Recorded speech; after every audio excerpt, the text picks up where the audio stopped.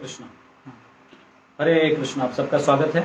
और ये जो कोर्स है हमने डिज़ाइन किया था, इसका पूरा ओरिएंटेशन केशवंतपुर ने आप सबको दिया।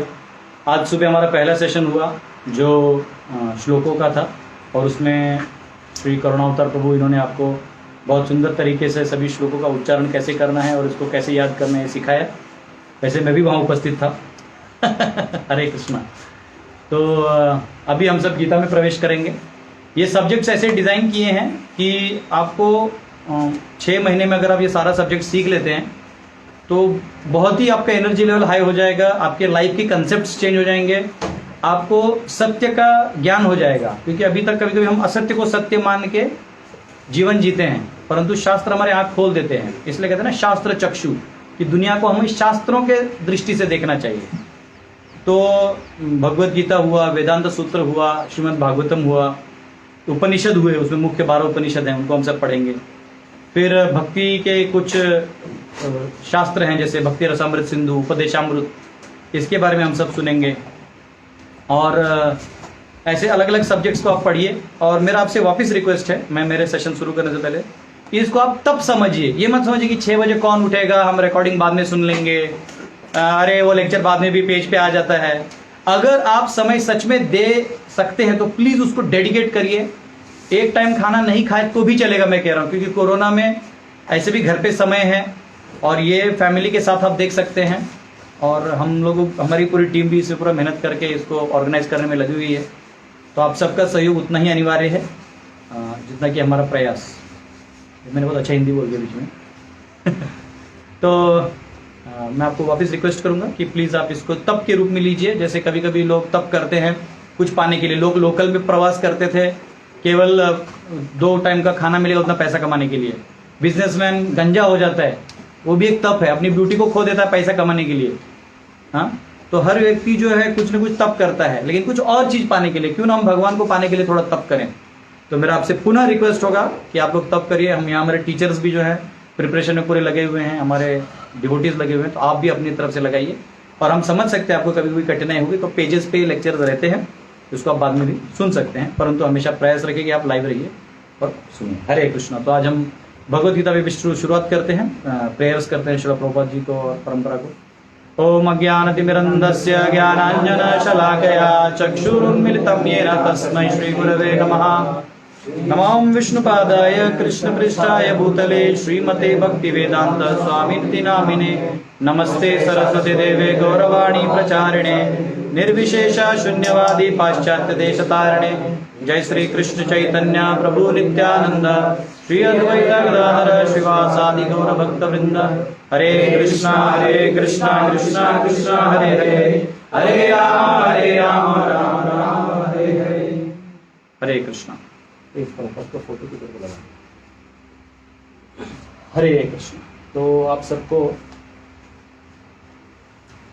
पहले मैं गीता का परिचय करा दूं। वैसे गीता में बहुत कुछ आपको सिखाना है, तो आज जो है हम इंट्रोडक्शन देंगे।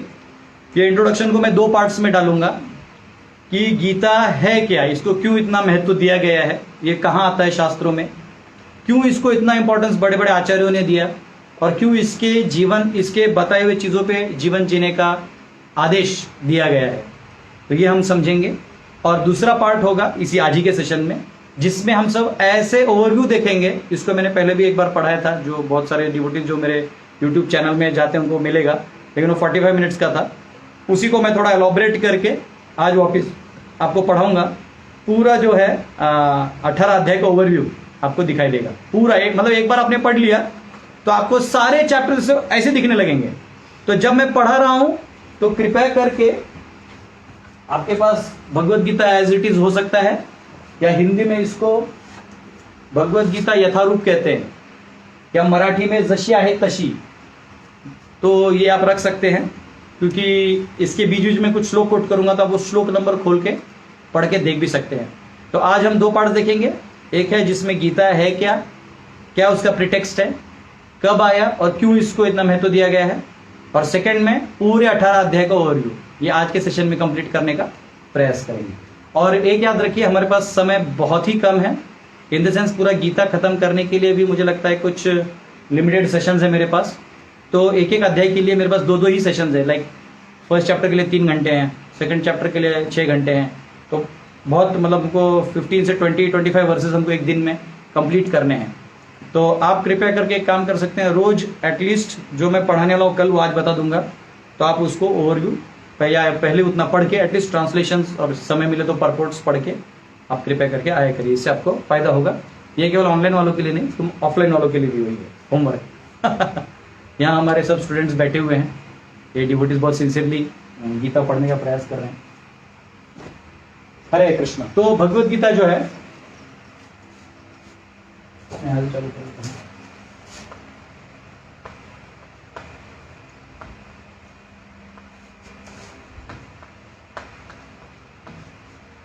तो हिंदी और इंग्लिश कॉम्बिनेशन में मैं यूज़ करूंगा। जनरली इंडिया में सबको हिंदी आता है, और जो लोग मुझे सुनते हैं उन्हें हिंदी आता है। बहुत सारे लोगों को इंग्लिश भी आता है, लेकिन कुछ लोगों को नहीं आता। लेकिन फिर मैं कभी कभी इंग्लिश इसलिए यूज़ करूंगा, कुछ वर्ड्स ऐसे हैं जो हिंदी के इंग्लिश वालों को नहीं मालूम होते, तो मैं वहाँ लिख दिया करूँगा। तो गीता जो है ये महाभारत में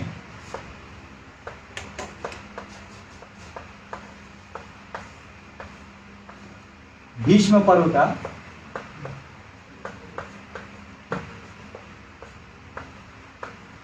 अध्याय 25 से 42, ये अध्याय जो है महाभारत के भीष्म पर्व के, ये भगवत गीता के आते हैं।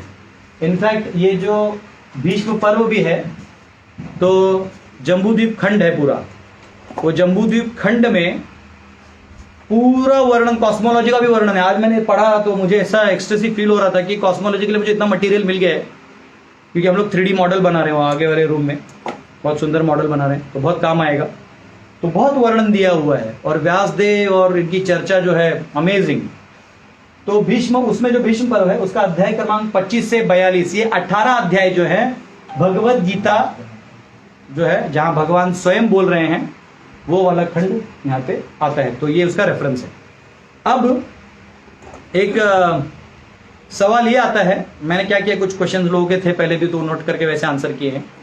एक सवाल ये आता है कि प्रभु जी, गीता मतलब संजय ने देखा और वहां युद्ध हो रहा था, वो बोला कि संजय वहां जाके आके बोला? तो संजय 10 दिन युद्ध में गए थे, उससे पहले व्यासदेव ने भीष्म को सारा नरेशन दे दिया, जो मैं आपको उसके कुछ पॉइंट्स बताऊंगा बाद में। पहले ही बता दिया क्या क्या होने वाला है। तो भीष्म और ये भी आशीर्वाद दे दिया धृतराष्ट्र को कि तुम देख सकते हो। बोले नहीं नहीं, एक काम करो, किसी और को बोलो, वो मुझे बताएगा। तो उन्होंने संजय को एम्पावर किया, और संजय ने वो नरेशन, 10 दिन युद्ध में थे, जब भीष्म गिर गए, तो जब वो पीछे आए थे तब धृतराष्ट्र ने पूछा वहां क्या क्या हुआ, तब जो उन्होंने नरेट किया जो वाणी। तो कोई भी ये कह सकता है कि प्रभु जी, तो संजय तो बीच में मसाला मार के बोल सकते हैं? नहीं, क्योंकि संजय एक डिसाइप्लिक सक्सेशन के पर्सन थे, एक व्यक्ति थे जो लॉयल थे, और उन्हें व्यासदेव ने ऐसा आशीर्वाद दिया था कि उन्हें सब कुछ दिखाई देगा, मन की बात तक सुनाई देगी। सोचिए, अगर संजय आज के जमाने में होते तो हमको मोदी जी क्या करे पहले ही पता चल जाता। लेकिन अभी बेचारे वो है नहीं, तो अभी हम ही लोग जो है हमको एंटिसिपेट करना पड़ रहा है। तो संजय मन की बात तक जान जाते थे कि मन में उन्होंने क्या सोचा उसके बारे में। तो इसलिए हमको ऐसा कभी नहीं सोचना चाहिए कि अरे नहीं ये वाणी कहीं मिला है तो नहीं, क्योंकि आजकल लाइक लोग कादम्बरी लिखते हैं या मन की कहानियां, नो हैरी पॉटर या ऐसा कुछ कुछ लिख देते हैं जो मन से बना होता है, उसका कोई तथ्य नहीं होता, लेकिन उनके कैरेक्टर्स इमेजिनरी होते हैं। या कार्टून जो आप देखते हैं, कार्टून बनाते हैं, डोरेमोन मोरेमोन, ये लोग तो कुछ बना देते हैं इमेजेस, और उसी को बना के लोग चलते रहते हैं। अब छोटा भीम नहीं है, भीम बहुत बड़ा है, जो छोटा भीम कर देते हैं। हाँ, तो ऐसे कर करके लोग इमेजिनरी लिखते हैं, लेकिन ये इमेजिनेशन नहीं है, ये प्रॉपर संजय को जो दर्शन हुआ वो संजय ने दिया। तो ये पॉइंट नंबर 1 है। एक याद रखिए, यही पॉइंट्स के बेस पे एग्जाम होगा, तो ये पॉइंट्स नोट डाउन भी करिए। और ये मत सोचिए कि बाद में खोल के नोट डाउन करेंगे, ऐसा कभी होता नहीं, क्योंकि 1.5 घंटे का लेक्चर ऑफिस कोई नहीं देखता है। मैं कह रहा हूं आपको, ठीक है। दूसरा, हाँ 10वें अध्याय, उसको वो नहीं किया था।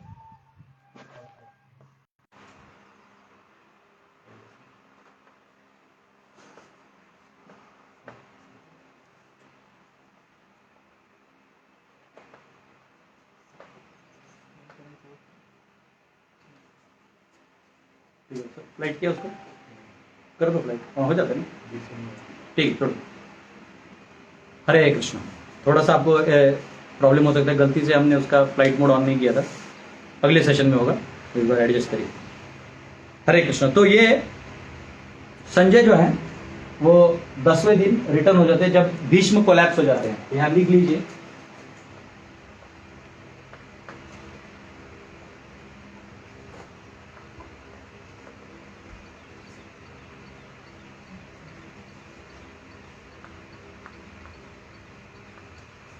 ये नीचे वाला दिख रहा है, दिख रहा है ना? तो जब भीष्म शैया पे थे तभी वो समय था जब वो पीछे जाते हैं, क्योंकि बहुत लोगों को ये सवाल था। इनफैक्ट एक मदर जो बहुत प्रीचिंग करती थी उन्होंने मुझे पूछा, फिर मुझे पूरा महाभारत पढ़ना पड़ा, क्योंकि मैंने तब तक इतना डिटेल में नहीं पढ़ा था। ये तभी का ये सेक्शन है।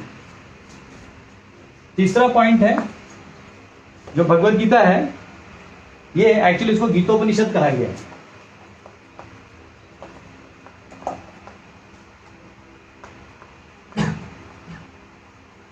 गीता जो है ये उपनिषद है।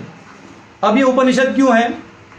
तो एक समाज, एक कोई है समाज में, नाम नहीं लूंगा उस समाज का, वो हमेशा टीका करते रहते हैं, मौका मिलते ही भाव भाव चालू। उनका पहला भाव रहता है कि नहीं ये इसको वालों ने गीता उपनिषद बोल दिया है, माफ करिए। आपकी जानकारी के लिए ये वर्ड श्रीपाद शंकराचार्य ने कहा है। जो ऐसे धरातल पे ऐसे कोई विद्वान और व्यक्ति नहीं होगा जो शंकराचार्य को के बारे में कुछ बोल सके। वो शंकराचार्य ने कहा है कि गीतोपनिषद है।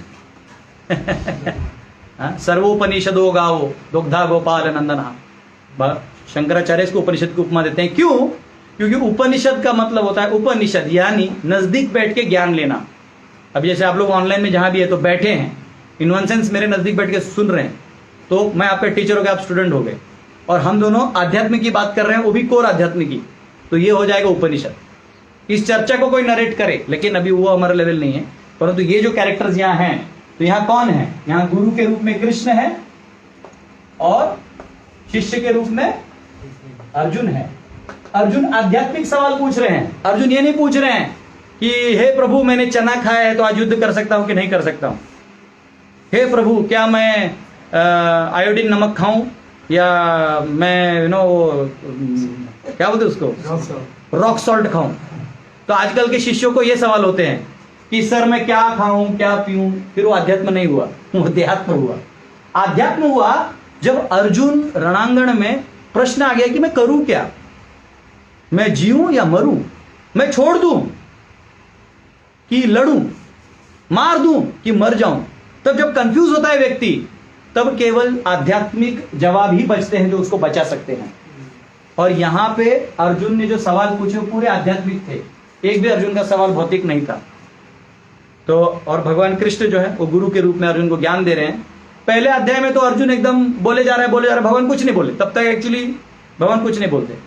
जब दूसरे अध्याय के 7वें श्लोक में अर्जुन समर्पण कर देते हैं, कार्पण्य दोषो अपहत स्वभाव पृच्छामि त्वां धर्म सम्मूढ़ चेता यत् श्रेयस्यान्निश्चितं ब्रूहि तन्मे शिष्यस्तेहं शाधि मां त्वां प्रपन्नम। जब समर्पण करते हैं तब जाके कृष्ण अपना ज्ञान देना चालू करते हैं। तो कृष्ण दूसरे अध्याय में तो पूरा बता देते हैं, लेकिन अर्जुन को और सवाल होते हैं डिटेल, तो चलते रहते हैं। तो 18 अध्याय जो है उसमें डिटेल में कंप्लीट है। तो इसको गीतोपनिषद कहा गया है। और ये जो बात है वो शंकराचार्य ने बहुत पहले, मतलब जो सारे वैष्णव आचार्य है, रामानुजाचार्य, मध्वाचार्य, निम्बारका स्वामी, विष्णु स्वामी, चैतन्य महाप्रभु, ये सब जो नीचे परंपरा में बाद में आए हैं, पहले ऑलरेडी शंकराचार्य ने डिक्लेयर कर दिया था कि गीतोपनिषद। तो इसलिए कोई आपको भ्रमित करे तो प्लीज उन्हें ये कहिएगा कि शंकराचार्य को जाके आप मिल लीजिए, ठीक है। दूसरा, कुछ लोग का मानना होता है, ऐसे कई संप्रदाय पता नहीं कहां से इनका उत्सृजन हो जाता है, ये कहते हैं कि नहीं नहीं कृष्ण ने अर्जुन को नहीं कहा। वो कहते हैं एक अव्यक्त है, वो कृष्ण के अंदर घुस के अर्जुन को बोल दिया। और अर्जुन ने कृष्ण को समर्पण नहीं किया, अर्जुन ने उस पर ब्रह्म का बात किया। अब पॉइंट नंबर 1 मैं पूछता हूं क्यों कृष्ण को फिर चूज किया? तो कृष्ण को चूज किया बोलने के लिए, बोले नहीं वो पुरुषोत्तम था, मतलब सभी आदमियों में बेस्ट था, इसलिए उसको चूज किया गया, वो भगवान नहीं है। तो ये बात हो ही नहीं सकता। अगर इसको आप परम पुरुष कैसे बोल सकते हो? इसके 16,108 रानियां थी, इसने बचपन में गोपियों के वस्त्र हरण किए थे, दूसरों के मटकियां तोड़ के उनका दही मक्खन चुराया था, अपने मामा को मार दिया, तो किस एंगल से आप इसको पुरुषोत्तम बोलिएगा? तो मॉरल पॉइंट ऑफ व्यू से तो आप नहीं पकड़ पाएंगे। तो आपको यह स्वीकार करना होगा कि ये स्वयं भगवान है। अगर कोई ये थ्योरी कहता है कि ये अव्यक्त को बात किया था और व्यक्त को नहीं किया था, तो कृपया करके उसे मुझे मिलवाइए, बचाओ महाप्रसाद में डिटेल में बाद में दूंगा, ठीक है? ये समझ लीजिए, ये अर्जुन ने कृष्ण से बात किया, इसलिए कृष्ण 10वें अध्याय में बोलते हैं अहम सर्वस्य प्रभवो मत्तः सर्वम प्रवर्तते, मैं, मुझसे सब आते हैं, मेरे अंदर जो अव्यक्त है उससे आते, ऐसा नहीं बोला, मुझसे आते। तो कोई, ये सिंपल लॉजिक है, कई बार है, मैं उनका नाम नहीं लूंगा, किसी इंस्टीट्यूशन का नाम नहीं लेना चाहता, पर वो भ्रमित करते हैं। वो कहते हैं कि नहीं नहीं नहीं, अरे वो अव्यक्त जो अंदर में था वो काय को, फिर ऐसे आदमी के अंदर में क्यों जाएगा? ऐसा जो शुद्ध है वो किसी शुद्ध में जाएगा। तो मॉरल पॉइंट ऑफ व्यू से देखिएगा तो कृष्ण का जीवन मॉरल अगर लीजिएगा तो फिर इमॉरल है। वो तब मॉरल बनता है जब, क्योंकि वो स्वयं भगवान है, सभी के मालिक है। जैसे कोई घर का मालिक है, जैसे घर मालिक भाड़ किराए पे देता तो वहां लिखता है यहां थूकना मना है, तो जो किराएदार होता है वो थूकेगा तो दंड होगा, लेकिन मालिक का घर है वो आए थूके, उसको कोई दंड नहीं है, क्योंकि उसी का घर है, वो अपने नियम तोड़ सकता है। तो कृष्ण तब सही गिने जाएंगे अगर उनको आप मालिक मानिएगा पूरी सृष्टि का, जो कह रहे हैं। तभी आप जब कहिएगा कि हाँ, उसको खिला ठोको, नीचे तो बोलो उड़ रहा है, तो तभी आप ये मान सकते हैं। तो ये वो भी रिफ्यूट हो गया कि अव्यक्त बोल रहा है, वो वही बोल रहे हैं। अब तीसरे परंपरा आ जाते हैं, पता नहीं रोज उठ सुट एक नया नया थ्योरी लोग लेके आते हैं, मजा आता है इनको। अब मेरे को डाउट है इसका, वर्ल्ड बैंक वैदिक कल्चर को तोड़ने के लिए स्पॉन्सर करता होगा।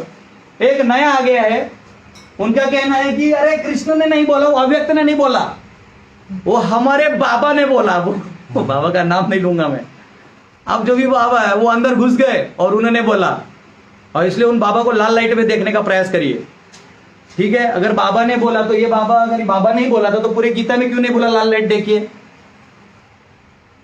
बाबा ने लाल लाइट में देखने तो बोला नहीं। तो आप अपने ही, जैसे सांप का पूंछ मुंह में डाल दीजिएगा तो सांप खाते रहेगा तो लास्ट पे अपने आप अंत हो जाएगा। इसको कहते हैं सेल्फ डिस्ट्रक्टिंग फिलोसॉफी। जब अपने इस क्षीण बुद्धि से कुछ निकालते हैं ना, लास्ट में दुर्गंधी मारेगा, ठीक है? तो ऐसे बकवास फिलोसफी प्लीज मार्केट में मत प्रोपोगेट करिए। इसलिए प्रभुपाद जी गीता को एज इट इज कहते थे। प्रभुपाद जी ने जो है वो लिखा। प्रभुपाद जी को किसी ने पूछा कि अरे आपका कमेंट्री तो रामानुचार्य की तरह लग रहा है, तो बोले हाँ, क्योंकि मैं बदलता नहीं हूं, मैंने कोई नया चीज नहीं डिस्कवर किया है। तो ये कृष्ण ने पर्सनली अर्जुन से कहा, और अर्जुन अव्यक्त को क्यों शरणागति करेगा? जानता तो वो कृष्ण को है। और लेक्चर को 11वें अध्याय में बोलते भी हैं, हे यादव, हे सखा। मैं आपको तो अपना सखा समझता था कि यादव बोलता था, आपको तो नीचे बैठा के मैंने रथ हकवाया, अरे रे रे। तो अगर वो उस अव्यक्त से प्रसन्न होते तो इसको क्यों कुछ बोलते? इससे पता चलता है कि कौन बात कर रहा है? कृष्ण बात कर रहे हैं। तो कोई बोले कि नहीं वो अव्यक्त से बात हो रहा है, तो प्लीज मेरा 9 नंबर का चप्पल है, आप बुलाइए, हम स्वागत करेंगे आपका, ठीक है? ये जरूरी है, क्योंकि ये भ्रांत धारणाओं की वजह से पूरा देश जो है ना वो कंफ्यूजन में जाता है। यानी वो समय खत्म हो गया अभी। चौथा, ठीक है, चौथा पॉइंट है, अब कोई कहता है, अब एक समाज वाले कहते हैं, एक है वो कहते हैं कि अरे गीता वीता हम नहीं मानते, ये इतिहास पुराण हम सब नहीं मानते, हम सब वेद मानते हैं। मतलब उनका कहना कि नहीं, ये इतिहास वितिहास हम नहीं मानते हैं क्योंकि ये वेद नहीं है। अच्छा, मैं आपको, मेरे पास अभी डायरी में केवल 8 रेफरेंसेस, 8 या 9 रेफरेंसेस लिखे, मेरी कोई डायरी फुल हो जाएगा। ऐसे 100 से ज्यादा रेफरेंसेस मैं आपको दे सकता हूं कि इतिहास और पुराणों को, हिंदी इंग्लिश कंबाइन लिख रहा हूं, आपको एडजस्ट कर लीजिएगा। इतिहास और पुराणों को पंचम वेद कहा गया है। क्या कहा गया है? पंचम वेद। अगर कोई वेदांत सूत्रों को मानता है, ब्रह्म सूत्रों को मानता है, उपनिषदों को मानता है, और वो इतिहास पुराण के प्रमाण को नहीं मानता, तो वो पाषंडी है, ही इज अ हिपोक्रेट। क्योंकि उसका और एक रीजन है, ये तो मैं रेफरेंस दूंगा आपको पंचम वेद का। उसका और एक रेफरेंस क्या है? जिन व्यासदेव ने उनको संकलित किया, उन्हीं ने इसी को संकलित किया, तो 2 अलग अलग एंगल से क्यों लिखेंगे? अगर वो 2 एंगल से लिख रहे हैं, अगर वो खुद ही कंफ्यूज है, तो फिर आप उनको पहला वाला भी फॉलो मत करिए। अगर आप पहला वाला फॉलो कर रहे हैं तो दूसरा वाला फॉलो करिए। इसको बोलते हैं अर्ध कुकुट न्याय। मुर्गी आगे से खाती है, पीछे से अंडा देती है, तो अंडा चाहिए, खिलाना नहीं है। तो एक आदमी बोला चलो मुर्गी का गर्दन ही काट देते, सिर्फ अंडा लेंगे। तो ऐसे अनाड़ी लोगों से गलती से भी वेद मत सीखिएगा। They are merely foolish people cheating the society. इसको कहते हैं पंचम वेद। अब इसका प्रमाण सुन लीजिए, छांदोग्य उपनिषद, ऊपर लिख देता हूं मैं, ऊपर यानी उपनिषद, ये लिखने का जगह कम है। 7.1.2, 7.1.4, हाँ और भी प्रमाण है, लेकिन इसको मैं एक एक करके पढ़ के एक आध दो पढ़ के दिखाता हूं। एक्चुअली बहुत बड़े श्लोक हैं, ठीक है, तो मैं जस्ट पढ़ के एक बार जस्ट प्रमाण देने के लिए, बिकॉज मुझे भी आशीर्वाद चाहिए। ऋग्वेदम भगवुद्धेमि, यजुर्वेदम सामवेदम, अथर्वणम चतुर्थम, ये 4 हैं। इतिहास पुराणम पंचम, वेदानाम वेदम पितृम, राशिम दैवम निधिम, वाको वाक्यम एक एक एकायनम, देव विद्याम ब्रह्म विद्याम भूत विद्याम क्षत्र विद्याम नक्षत्र विद्याम सर्पदेव जन विद्याम एतद भगवोध्येमि। नारद मुनि सनत कुमार को कह रहे हैं कि हे प्रभु, मैंने ये सब पढ़ा है, वो 4 वेद, यजुर्वेद, ऋग्वेद, अथर्ववेद, सामवेद, और मैंने पंचम वेद भी पढ़े हैं, इतिहास पुराण, और फिर आगे जो जो विद्या पढ़े उनका नाम लिया उन्होंने, शास्त्र विद्या, ये विद्या, वो विद्या। तो इन्होंने क्लियर कर दिया कि ये क्या है, पंचम वेद। को ये न माने तो ही इज चीटिंग हिमसेल्फ। और ऐसा ही एक टाइप का वर्ड 714 में आता है, जहां वापिस इतिहास पुराण पंचमो वेदानाम वेदहा, वही आता है। अब जो है इसका और एक रेफरेंस आपको श्रीमद् भागवतम में भी आता है। अगर आप श्रीमद् भागवतम खोलेंगे, भागवत पुराण, इसको मैं टाइप कर देता हूं नए लोगों के लिए। भागवत पुराण जो है ये परावेद है। क्यों बलभद्र जी, ये परावेद है। हमारे अंदर में स्कॉलर लोग भी बैठे अंदर में। तो इसमें 3:12:39 ये रेफरेंसेस आप लोग नोट कर लीजिएगा, और अगर समय मिले तो आप लोग खोल के पढ़ सकते हैं। अगर आपके पास कोई वेद नहीं है, प्रभुपाद जी के ग्रंथ आपको ऑनलाइन एक्सेस करना है, तो आप इधर लिख देता हूं, vedabase.net में जाइएगा। इसमें बीजी यानी भगवत गीता, एसबी यानी श्रीमद् भागवतम, उस पर 3 क्लिक करिए, 12 क्लिक करिए, 39 क्लिक करिए, कुछ श्लोक मिल जाएगा। तो भागवतम में कहा गया है, इतिहास पुराणानि पंचम वेदम ईश्वर सर्वेभ्य एव वक्तृभ्य। भगवान ने अपने मुख से ये कहा है। अब बोलो, अब बोलो, यह है पंचम वेद। फिर उसके बाद अथर्ववेद, ये सारे श्लोक लिखे, लेकिन अभी ये देखिए आपको यहां दिख रहा है। मैं चाहे तो इसका स्नैप निकाल के कुरुश्रेष्ठ प्रभु को दे दूंगा, वो आपको जो ब्रॉडकास्ट ग्रुप है उसके थ्रू देंगे। आपको नोटिफिकेशंस तब आएंगे जब आप हमारा रजिस्ट्रेशन नंबर कॉन्टैक्ट को सेव करते हैं, नहीं तो व्हाट्सएप अलाउ नहीं करता है, इसलिए कई लोगों को नोटिफिकेशंस आने में दिक्कत होता है। तो ये उस माध्यम से आपको भेज दूंगा ताकि आपको वर्सेस मिले। अथर्ववेद देखिए, अब इसका और रेफरेंस कहां है, अथर्ववेद। अथर्ववेद में 11:7:24 और आएगा 15.6.10 से 12।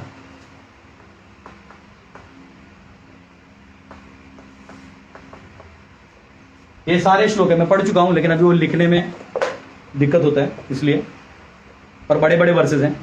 व्यास स्मृति 4:45,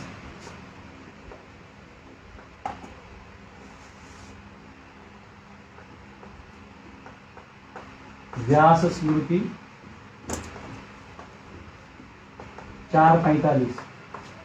अलग अलग स्मृतियां हैं, तो व्यास की जो स्मृति है उसमें 4:45 में आता है। उसमें लिखा है, मीमांस्ते च यो वेदान षड्भिर अंगै सविस्तरै इतिहास पुराणानि स भवेद वेद पारगः। वो कह रहे हैं कि उसको पूरा पारंगत माना जाएगा जो सब कुछ ये सारे मीमांसा इत्यादि जो वेदों के भाग हैं इनको अच्छे से पढ़ता है, और इतिहास पुराणानाम ये भी पढ़ता है, अन्यथा उसको गलत माना जाएगा। ठीक है, अब फिर आता है तैत्तरीय अरण्यक में आता है 2.9। हाँ, ज्यादा बड़ा लिख दिया क्या?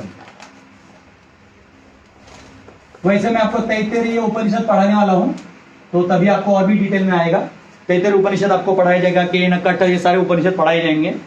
2.9 ये आपको रेफरेंस बहुत काम आएगा, क्योंकि मुझे याद है एक मुस्लिम प्रीचर था, वैसे तो देशद्रोही है, उसको देश से बाहर कर दिया गया है, कुछ भी बोले जा रहा था, वेदों में ये लिखा है वो लिखा है, अभी मिलता नहीं नसीब, मैं तो फाड़ देता मैं।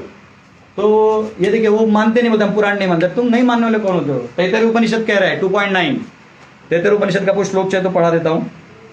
इतिहास पुराणानि कल्पान गाथा नाराश, ये बहुत बड़ा श्लोक है, उसमें से मैंने 3-4 वर्ड उठा लिए। बहुत बड़ा वर्ष है एक्चुअली, मैं आपको जब पढ़ाऊं इतना बड़ा वर्ष है, ठीक है।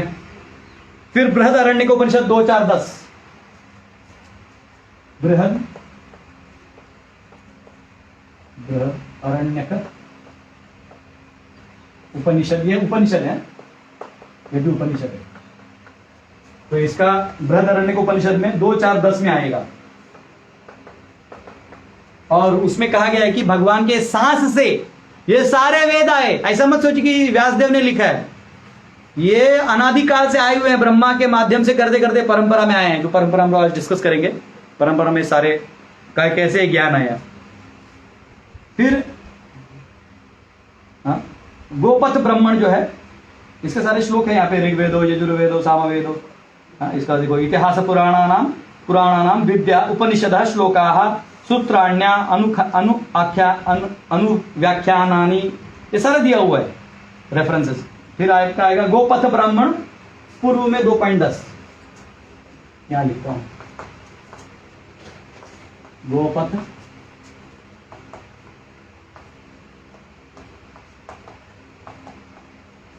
2.10 है क्या? 2.10 उसमें भी आता है, एवं इमे सर्वे वेदा निमित्ता सकल्पः, इसमें आपका आता है हाँ, स अन्वाख्यानाम स पुराणाः स स्वराः स इतिहासाः, हाँ ये सारे माने जाएंगे। ऐसे मैंने आपको बहुत सारे रेफरेंस दिए, और चाहिए तो लेते रहिए बाद में। हरे कृष्ण, इसको नोट डाउन कर लीजिए।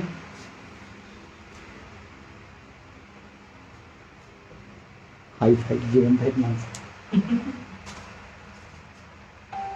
हरे कृष्ण। मैं बोर्ड को पोंछूंगा अभी, तो बोर्ड को पोंछूंगा, उससे अच्छा मैं पॉइंट लिख के आपको बता देता हूं, तो ताकि आप जो लिख रहे हैं बाद में, कुछ लोग लिखने में धीरे स्लो होते हैं। ये हो गया चौथा पॉइंट, पोंछना पड़ेगा। पांचवा पॉइंट लिखिए, मैं इस साइड वाला पोंछ देता हूं, ठीक है।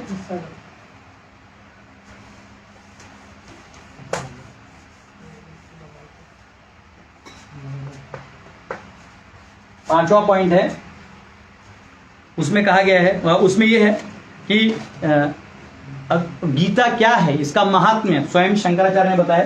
तो गीता महात्म्य के जो वर्सेस हैं, इसका हम लोग थोड़ा सा, अब जो गीता महात्म्य है ये शंकराचार्य ने लिखे हैं, और गीता का महात्म्य स्टोरी फॉर्म में भी है।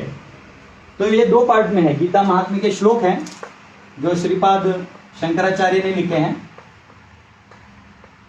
वो हम पढ़ेंगे, और गीता महात्म्य पद्म पुराण में आता है, जिधर स्वयं शिव जी पार्वती को पूरा पुराण जो गीता का महात्म्य है वो बताते हैं। तो वो आपको आता है पद्म पुराण में, उत्तराखंड 175-192।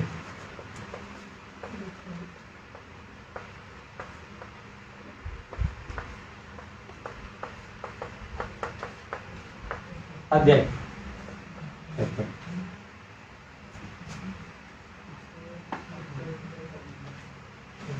देखिए, ये है उत्तराखंड, ये जो चैप्टर्स हैं यहां से चल होता है। ये सारे जो हैं गीता का महात्म्य, हर एक चैप्टर का एक स्टोरी है कि वो अध्याय पढ़ने से क्या होने वाला है। और आप आश्चर्य हो जाइएगा, उसमें तो गीता में भी लास्ट में भगवान 18वें अध्याय में कहते हैं, कोई इसको बोल दे, किसी और को बता दे, मुझे अधिक प्रिय हो जाता है, इतना प्रिय हो जाता है। यहाँ हम भगवान के प्रिय बनने निकले हैं, तो प्रिय बनना बहुत अच्छा है। गीता पढ़िए, दूसरों को पढ़ाइए, जितना आता है उतना पढ़ाइए। प्रभुपाद जी बोलते थे लर्न एंड टीच, सीखो सिखाओ। ऐसे वो इंग्लिश में कहते हैं ना, each one teach one while being taught by one, है ना। सीखो तो दूसरों को सिखाओ। तो एक गीता महात्म्य तो है हमारे पास ये, ठीक है। इसके भगवत गीता का जो भूमिका है, जिसको इंग्लिश में इंट्रोडक्शन कहते हैं, कृपया इसको पढ़िएगा। और यही मैं आज पढ़ाने भी वाला हूँ। और गीता का जो गीता महात्म्य है, तो इसके कुछ वर्सेस हैं, वो हम पढ़ लेंगे कि शंकराचार्य कितना स्तुति करते हैं गीता का। वो कहते हैं, गीता शास्त्रम इदम पुण्यम यह पठेत प्रायतः पुमान विष्णु पदम अवाप्नोति भय शोकादिवर्जितः। One who recites the holy scripture, the Bhagavad Gita, achieves the abode of Vishnu, which is always free from mundane qualities based on fear and lamentation. अगर कोई भगवत गीता का अध्ययन करता है तो वो भगवान के वैकुंठ में जाने का अधिकारी हो जाएगा। देखिए, अभी वैसे शंकराचार्य के लोग कहते हैं ना कि वैकुंठ वगैरह नहीं होता है, सब ब्रह्म ज्योति है। और यहाँ शंकराचार्य खुद कह रहे हैं वो कह रहे हैं विष्णु पदम अवाप्नोति। शंकराचार्य बड़े जबरदस्त है, मुझे बहुत अच्छे लगे। शंकराचार्य ने एक बार क्या किया था, वैसे तो उन्होंने अव्यक्तवाद का प्रचार किया था, आएगा हमारे आगे वाले सेशन में बताऊंगा बहुत कुछ। तो शंकराचार्य के शिष्य थे, वो लोग भी कहते हैं ये सब ब्रह्म है, सब ब्रह्म से आया है, ब्रह्म में जाएगा। तो शंकराचार्य ने क्या किया था, हाँ चलो चलो चलो, तो एक जगह लीकर मिल रहा था, तो उन्होंने बोला अरे इदम ब्रह्म अहम ब्रह्मास्मि, ब्रह्म को ब्रह्म में डाल दो सब एक हो जाएगा, पी लिया। अब वो शंकराचार्य शंकर ही थे, उनको कुछ नहीं हुआ, तो हलाहल पी लिए, तो ये क्या चीज था। तो उनके चेले भी चांस मार लिए, बोले हाँ इदम ब्रह्म हम ब्रह्मास्मि ब्रह्मार्पणम, अभी पी लिया, हो गया। आगे गए शंकराचार्य, एक लोहार था जो लोहा को पिघला के कुछ बनाता है, तलवार वगैरह, बोले हाँ इदम ब्रह्म हम ब्रह्मार्पणम, अभी पी लिया। उन्होंने लोहा पिघला हुआ पी लिया। अब चेला लोग बोलता है नहीं, ये ब्राह्मण कुछ अलग टाइप का है ये पीने के बाद हम कोई श्लोक गाने के लायक नहीं बचेंगे। शंकराचार्य गीत में भी कहते हैं, भज गोविंदम गोविंदम भजा मुड़मते संप्राप्ते सन्निहिते काले नहीं नहीं रक्षति डुगृण करणे। भज गोविंदम गोविंदम भजा मुड़मते। वो कहते हैं अरे मूर्ख, भजन करो गोविंद का, कोरोना धर लेगा तो क्या व्याकरण बोलोगे, अच्छा संधि हल संधि क्या करोगे उसका क्या इस व्याकरण का करोगे। डुगरुण यानी व्याकरण, मराठी में डुगरुण कुछ और हो जाएगा परिणाम डुगरुण यानी व्याकरण, इस व्याकरण का क्या करोगे पंडिताई करके। क्योंकि शंकराचार्य के जितने फॉलोअर्स हैं वो क्या करते हैं, वो व्याकरण को लेते हैं फिर उसमें से कुछ निकालते रहते हैं। तो बोलते ये सब ठीक है अपनी जगह, वो करो, पर यहां महत्वपूर्ण क्या है, भगवान गोविंद का भजन करो, वही हमारे आश्रय है। फिर दूसरे महात्मा में लिखा है, एक्चुअली कुछ इंग्लिश वर्जन में ना ये श्लोक नहीं है, इसलिए मैंने अपने हाथों में इसको लेके पढ़ रहा हूं, क्योंकि और हिंदी में भी पहला श्लोक पूरा नहीं है, पहले वर्जन में नहीं था, दूसरे एडिटेशन में आया तो फिर कुछ चेंजेस, इसलिए मैं अपने हाथ से प्रिंट आउट लेके पढ़ रहा हूं। गीता अध्ययनशीलस्य प्राणायाम्या परस्य च नैव सन्ति हि पापानि पूर्वजन्म कृतानि च। One who is regularly engaged in study of Bhagavad Gita and in practice of pranayam is never affected by the reactions of his past misdeeds. अगर कोई गीता अध्ययन में लगा हुआ है तो उसको पीछे जितने पाप है वो सब धुल जाएंगे। मल निर्मोचनम पुंसाम जल स्नानम दिने दिने सग्रद गीताम भसी स्नानम संसार मल नाशनम। अगर कोई नॉर्मल स्नान करता है तो दिन भर का मल निकल जाता है, और अगर कोई गीता का अध्ययन करके स्नान कर ले तो क्या हो जाएगा, संसार का ही मल निकल जाएगा। आज ही मैं महाभारत पढ़ा था, उसमें संसार का डेफिनेशन है, ये सारे एलिमेंट्स को मिला के कहा गया है सम,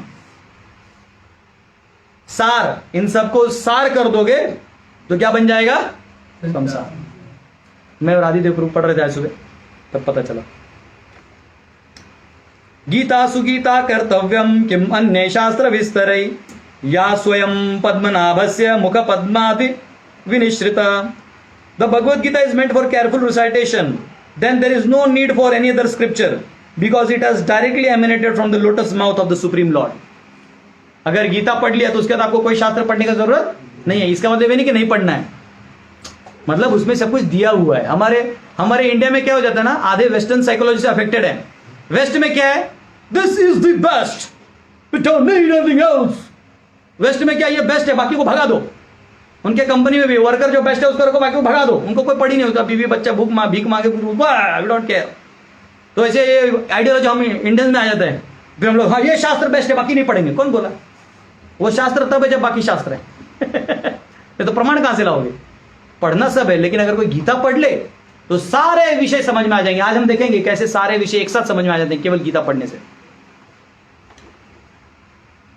भारतामृत सर्वस्वम विष्णु वक्त्रादि निश्रतम गीता गंगोदकम पीत्वा पुनर्जन्म न विद्यते। By drinking the Ganges of Gita the divine quintessence, बहुत ही अच्छा ट्रांसलेशन है, of the Mahabharata emanating from lord Vishnu's lotus mouth, one will never again take birth in the material world. अगर कोई गीता पढ़ ले तो उसका पुनर्जन्म नहीं होगा। जैसे गंगा पीने पर सब पाप माफ हो जाता है, तो केवल गीता पढ़ने से पुनर्जन्म नहीं होगा। कम से कम गीता में भगवान ने खुद 10-12 बार डायरेक्ट बोल दिया है, जन्म कर्म च मे दिव्यम एवं यो वेति तत्वतः त्यक्त्वा देहम पुनर्जन्म नैति मामेति सोर्जन। जो मुझे समझ गया उसके बाद उसे जन्म है ही नहीं, मुक्त हो जाएगा। सर्वोपनिषद होगा वो दुग्धा गोपाल नंदन पार्थो वत्स सुधीर भोक्ता दुग्धम गीतामृतम महत्। All the Upanishad are compared to cow. सभी उपनिषदों को गाय के समान माना गया है, और दूध निकालने वाले भगवान कृष्ण है, दुग्धा गोपाल नंदना। अर्जुन जो है वो बछड़ा है जो ले रहा है, और the great nectar of Bhagavad Gita is the milk, और जो गीता है वो दूध है। और जो and the fortunate devotees of fine theistic intellect are the enjoyers of the milk. और जो श्रद्धालु भक्त हैं वो क्या है? उस दूध का आस्वादन करने वाले लोग हैं। एकम शास्त्रम देवकी पुत्र गीतम एको देवो देवकी पुत्र एव एको मंत्रस्तस्य नामानि यानि कर्मापि एकम तस्य देवस्य सेवा। वो कहते हैं अरे क्या इतना झमेला पाल के रखा है, इतने सारे उपनिषद पुराण नहीं पढ़ सकते, कोई प्रॉब्लम नहीं, गीता पढ़ो। क्योंकि वो कहते हैं एकम शास्त्रम देवकी पुत्र गीतम, अगर रखना है तो एक ही शास्त्र रखो, वो है देवकी के पुत्र का वाणी भगवत गीता। एको देवो, बहुत सारे देवों में प्रॉब्लम है, एक को रखो, कौन? कृष्ण। एको मंत्र तस्य नामानि यानि, अच्छा ज्यादा मंत्र में प्रॉब्लम हो रहा है, एक ही नाम मंत्र रखो, किसका? हरे कृष्णा कृष्णा कृष्णा हरे हरे, हरे राम राम राम हरे हरे। कर्मापि एकम तस्य देवस्य सेवा। और कुछ करना ही हाथ पांव से तो बस भगवान की सेवा करो, सब हो जाएगा। तो ये गीता महात्म्य है। अब हम सब जो है कुछ और पॉइंट्स हैं वो आपको लिखना जरूरी है। जो मैंने ये छठा पॉइंट भी लिखवा दिया आपको, ये 5 हो गए, ये छठा पद्म पुराण वाला है।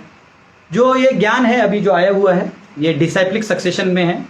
क्यों इसे मानना चाहिए? क्योंकि ये परंपरा में आता है। ऐसा नहीं है कि तोड़ मड़ोड़ के, ऐसा मैंने बहुत सारे आजकल आपको यूट्यूब में और फेमस स्पीकर्स मिलेंगे जो अपने आप को नायक समझते हैं, लेकिन वो पटक पटक के भी उनको ज्ञान नहीं आता है।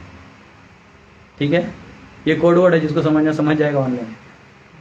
तुम लोग ज़्यादा रहते नहीं ऑनलाइन उसको समझ गया तो कुछ लोग होते हैं वो अपने आप को बहुत स्कॉलर समझते हैं, उनको लगता है गीता पे जो बोल देंगे वही सही हो जाएगा, है ना। फटाफटा इंग्लिश बोल के वो इंप्रेस करना चाहते हैं लोगों को, लेकिन उनको कोई अंडरस्टैंडिंग नहीं रहता है, ना उनको परंपरा का नॉलेज रहता है। उनको ये श्लोक से वो श्लोक क्या कनेक्टेड है मालूम नहीं रहता, वो अपना ही बखान मारते हैं। तो क्या है, आजकल के मॉडर्न लोग भी उनको खुद को भी कुछ पता नहीं, कोई कुछ गीता बोल देता वो वाह ये स्टूडेंट नाइस या करके मुंडी हिला देते बैल की तरह। तो ऐसा नहीं जीना है, ठीक है। ये मूर्खों का काम मत करिए। देखिए मेरे को पसीना आ रहा है, मैं आराम से पढ़ा रहा हूँ फिर भी तो ये ऐसा नहीं है, हमको परंपरा में ज्ञान लेना चाहिए। परंपरा में ज्ञान होने का एक फायदा क्या है कि आप अपने मन का कुछ नहीं बोलते, आपने जो परंपरा में सीखा है वो आप बोलते हैं। जैसे मैं गीता कुछ मेरा नहीं पढ़ा रहा हूँ, जो प्रभुपाद जी ने लिखा पढ़ा रहा हूँ, प्रभुपाद जी ने अपने गुरु से पढ़ा है। करते करते करते अगर आप गीता खोलते हैं, भगवत गीता, तो आपको परंपरा का ट्री मिलेगा। अगर आप गीता खोलते हैं तो आपको पूरा परंपरा का चार्ट मिलता है। देखिए यहाँ चार्ट है कि कौन किससे आया, ये ज्ञान कहां से आया। कृष्ण ने ये ज्ञान ब्रह्मा जी को दिया। तेने ब्रह्म हृदय आदि कवये, आदि कवि मुह्यन्ति यत् सूरयः। अरे सब लोग मोहित होते हैं, देवी देवता भी नहीं समझ पाते भगवान को। जब भगवान स्वयं बताते हैं हृदय में, तब वो नीचे जाता है। ब्रह्मा जी ने नारद को कहा, नारद ने व्यास को, और आपको पता है मध्वाचार्य जो आदि बद्री चले गए थे और वहां से उनको व्यास जी से ज्ञान मिला। तो मध्वाचार्य, पद्मनाभ स्वामी, नरहरि तीर्थ, तो परंपरा आते आते आते ईश्वरपुरी के बाद चैतन्य महाप्रभु। चैतन्य महाप्रभु थोड़ा वो गौड़ीय लाइन चालू हो जाता है, और फिर करते करते स्वामी प्रभुपाद जी, फिर हमारे गुरु महाराज और फिर हम सब भी मिलके पढ़ रहे हैं। हरे कृष्ण। उसके बाद इस गीता को यथारूप या एज इट इज क्यों कहा गया है? ठीक है, लगता है गुरु परंपरा, ये याद रखिए। अगर आपको कभी कोई लिखने बोलता है कि गीता के ऊपर गीता क्या है इसके बारे में बताइए, तो ये सब पॉइंट्स आपको बहुत काम में आएंगे समझाने में। कहीं आप सेमिनार देने जाते हैं, आपको कोई बुलाता है कि बताइए भैया गीता क्या है, तो ये बताइए। एक बार आइंस्टाइन ने क्या किया था, रिसर्च करते हैं, उसको थियरी ऑफ रिलेटिविटी का रिसर्च करना था। उसको लगा कि कोई इंडियन को ले लेंगे, उसको गीता पता होगा, कुछ ज्ञान मिलेगा। उधर एक इंडियन को उठा लिया, इंडियन बोला मेरा नंबर कैसे लगे साइंटिस्ट के लोगों में। तो आइंस्टाइन बोला कि अरे तुमको रिलेटिविटी काल के बारे में कुछ है ना तुम्हारी गीता में, बताओ मुझे। तो बोलता है सर मुझे गीता कहाँ है वही पता नहीं। तो ये हाल है, ऐसा मत करिए, कम से कम गीता क्या है मालूम होना चाहिए। ठीक है, मैं ये वाला बोर्ड अभी रब कर रहा हूं।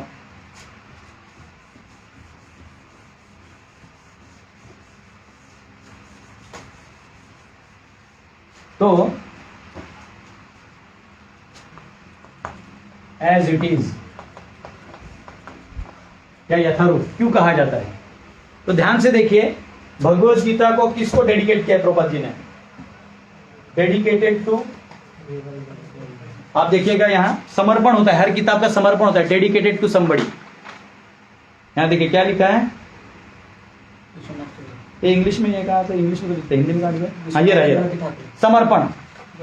वेदांत दर्शन पर अति अद्भुत गोविंद भाष्य के प्रणेता श्री बलदेव विद्याभूषण को समर्पित है। क्यों उनको समर्पित किया एज इट इज? क्योंकि ये बलदेव विद्याभूषण का कमेंट्री है। ये दो कमेंट्रीज आपको मिले तो खरीद लीजिएगा। ये है गीता भूषण जो बलदेव विद्याभूषण ने लिखा है गीता के ऊपर, हमारे परंपरा में है, और उनके गुरु विश्वनाथ चक्रवर्ती ठाकुर ने सारार्थ वर्षिणी टीका लिखा है। तो ये गौड़ीय वैष्णव थे और ये पहले मध्य विद्वान थे जो बाद में इनके शिष्य बन गए, और इन्होंने सब समझ के इनका लेके और तात्पर्य निर्णय लेके इन्होंने ये लिखा। और इन्होंने ही वेदांत सूत्र में गौड़ीय वैष्णव का टीका लिखा है, जिसको गोविंद भाष्य कहते हैं। स्वयं गोविंद जी ने जयपुर से उनको प्रणीत किया था और उन्होंने लिखा था, वो भी हम आपको पढ़ाएंगे तीसरे चरण में। तो ये है, तो ये जो अगर आप गीता खोलेंगे, कोई भी कमेंट्री आप खोलते हैं, सेम कमेंट्री प्रभुपाद जी ने अपने ग्रंथों में लिखा है। इसलिए प्रभुपाद जी को पूरा क्रेडिट जाता है एज इट इज लिखने का।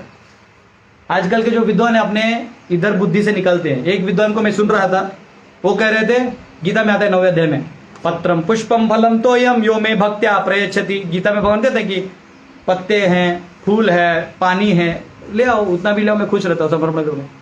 उन्होंने लिखा है पत्रम यानी लेटर। अरे जो आदमी फल और फूल लाने का लेवल का लेटर लाने का शाही कहां से लाएगा? उतना ला सकता है तो फिर भोग ही नहीं चढ़ा देगा। तो कभी कभी क्या होता है ना, आदमी अपना संस्कृत आता है इसलिए कुछ तोड़ मरोड़ के लिख देता है। ऐसा नहीं करना चाहिए, गीता का भाव समझना चाहिए, क्योंकि गीता केवल एक बुद्धि का चीज नहीं है, भाव का भी चीज है। अगर गीता पढ़ के आपके आंखों में आंसू नहीं आ रहा, आपको भगवान की अनुकंपा नहीं समझ में आ रही है, तो आपको गीता नहीं समझा, आप जाके वापस किसी के चरणों में बैठ जाइए। कई बार लोग लगता है हाँ मुझे सब समझ गया, नहीं, फिर आपको नहीं समझा। गीता समझने के बाद समर्पण है। अर्जुन को गीता समझा तो अर्जुन ने क्या किया? समर्पण किया। हम लोग को गीता समझने में क्या करते हैं? इधर 3 स्टार लगाते हैं, गीता पंडित संपर्क करें हमको। ठीक है, तो इसलिए इसको एज इट इज कहा गया है, यथारूप कहा गया है। अब जो है ऑलमोस्ट अपने अभी और 45 मिनट्स है ना, तो मेरे को डायग्राम बनाने के लिए लगेगा अभी। तो मैं क्या करूंगा, आपको जस्ट पढ़ के सुना रहा हूं कि बलदेव विद्याभूषण ने और उनके गुरु विश्वनाथ चक्रवर्ती ठाकुर ने और प्रभुपाद जी ने जो टाइटल्स दिए हैं चैप्टर को, वो दिए हैं और वो क्या है बस संक्षिप्त में बताऊंगा। फिर हम हमारे 18 अध्याय का जो ओवरव्यू है उसको बनाने का कोशिश करेंगे। तो पहला अध्याय का नाम है कुरुक्षेत्र में युद्ध स्थल में सैन्य निरीक्षण, ऐसा प्रभुपाद जी ने बोला है। उसको सांख्य दर्शन, सैन्य दर्शन और विषाद योग, ऐसे दोनों आचार्य नाम दिया है। गीता का सार, ये मैं चाहे तो आपको भेज दूंगा, है ना, सिर्फ पढ़ के बता रहा हूँ क्योंकि मैंने लिख दिया तो ऐसे नहीं होना चाहिए, पता है नहीं। टाइटल्स लिख दिए जाते तो आपको पता रहेगा।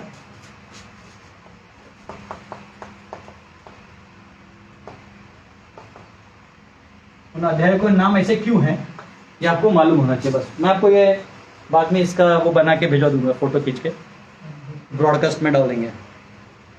हाँ, गीता का सार दूसरा अध्याय का नाम है गीता का सार, क्योंकि भगवान ने पूरा गीता का ज्ञान उसमें दे दिया था। और उसको बलदेव विद्याभूषण कहते हैं सांख्य योग, और विश्वनाथ चक्र ठाकुर उनके गुरु कहते हैं आत्मना आत्मना विवेक योग। क्या आत्मा है क्या अनात्मा है उसको समझने का दिमाग।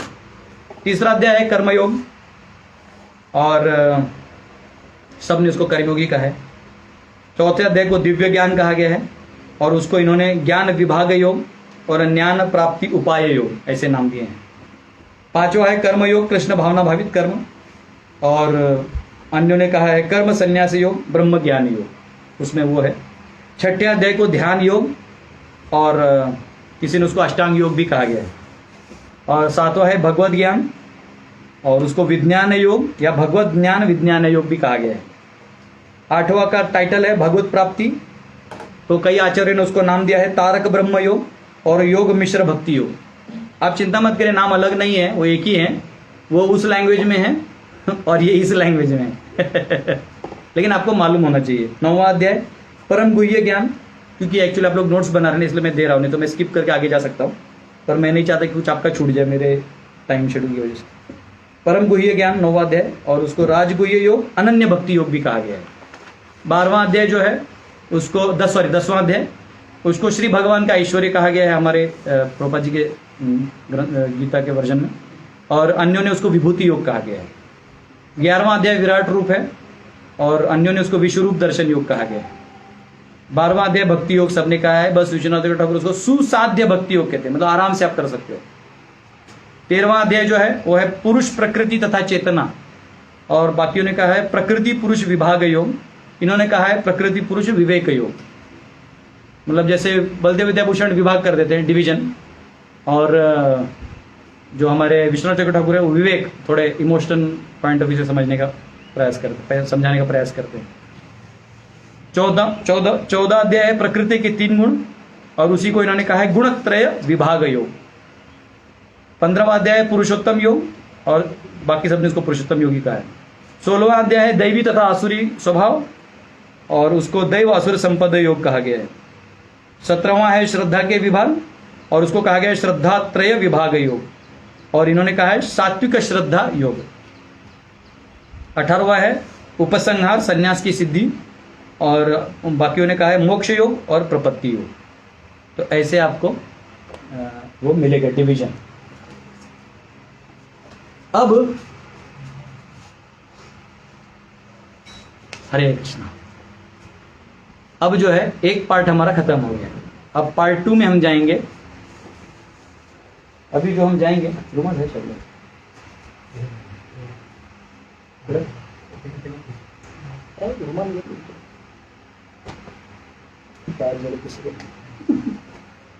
हरे कृष्ण। तो अब जो है हम पूरे 18 अध्याय को ऐसे पढ़ेंगे, एक डायग्राम में, केवल एक डायग्राम में सब समझ में आ जाएगा आपको, और आपको आश्चर्य होगा कि पूरा गीता पढ़ने की जरूरत नहीं। इसलिए अभी आप अपने सामने गीता रखिए, और मैं जैसे जैसे खोल के बताऊंगा वैसे आपको पूरा 18 अध्याय अभी का अभी खत्म हो जाएगा। एक्चुअली इसके बाद आप क्लास नहीं भी अटेंड करेंगे तो भी आप पढ़ सकते हैं, लेकिन पढ़िए क्योंकि और भी अंदर में बहुत कुछ हम बताएंगे। ठीक है, मैं इसको पहुंच देता हूँ, मैं जस्ट चेक करूंगा कौन सा बोर्ड अच्छा दिखता है तो एक में बनाना पड़ेगा, मैं तो दोनों मिला के बना सकता हूँ। इधर वाला ठीक है। हरे कृष्णा।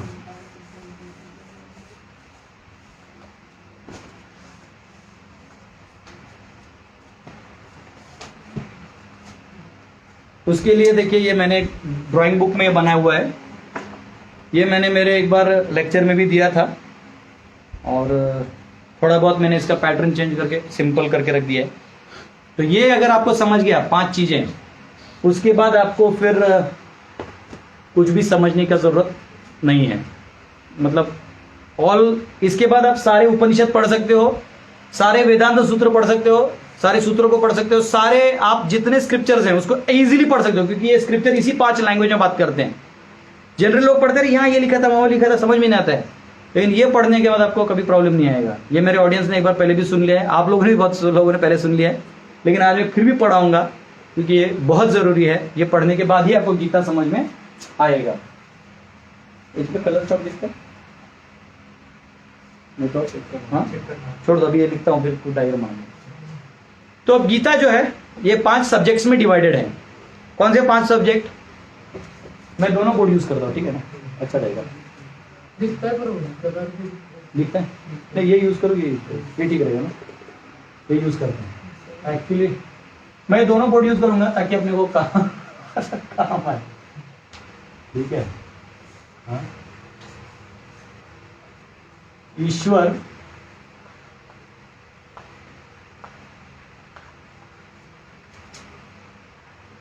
जीव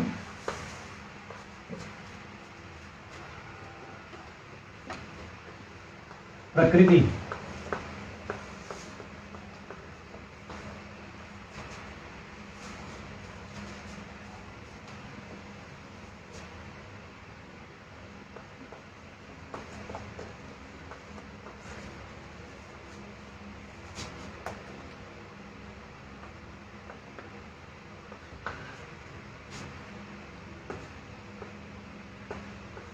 एक याद रखिए, ये पूरा डायग्राम आप अपने एक पेज पे बनाइए, जैसे मैंने यहाँ बनाया हुआ है, देखिए ये आपको दिख रहा है, ये ऐसे एक पूरे पेज पे बनाइए। मैं पूरा बोर्ड इसलिए यूज कर रहा हूँ क्योंकि मुझे थोड़ा कम भी गिर सकता है। अच्छा, जो श्लोक मैं बोलूंगा वो खोल के रखना, ठीक है, और तुम लोग बोल देना। हाँ, तो अब ये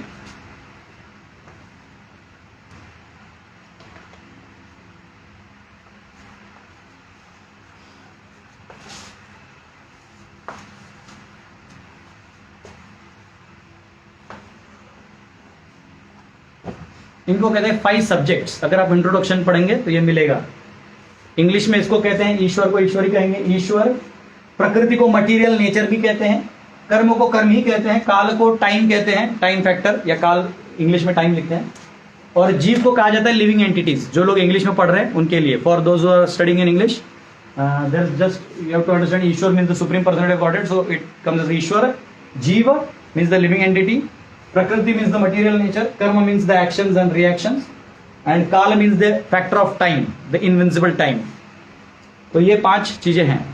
अब क्या है, इस पूरी दुनिया में जितना भी चीज आप देख रहे हैं, बोल रहे हैं, कर रहे हैं, समझ रहे हैं, नहीं समझ रहे हैं, सब इन 5 के अंदर है। इसके 5 के बाहर कुछ नहीं है।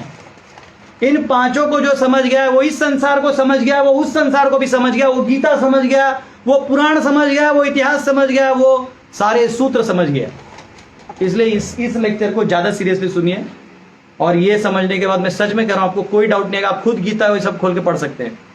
देखिए, ईश्वर कौन है? जो सुप्रीम कंट्रोलर है। ईश्वर किसको कहा जाता है? ईश्वर यानी कंट्रोल। तो हम और आप भी ईश्वर हैं, लेकिन हम और आप कैसे? छोटे ईश्वर हैं, यानी छोटे कंट्रोलर है। मेरा कंट्रोल इस हाथ पे है, इस बोर्ड पे है, ज्यादा इस रूम में है, इस कैमरा पे है, 2-3 चीजों पे है।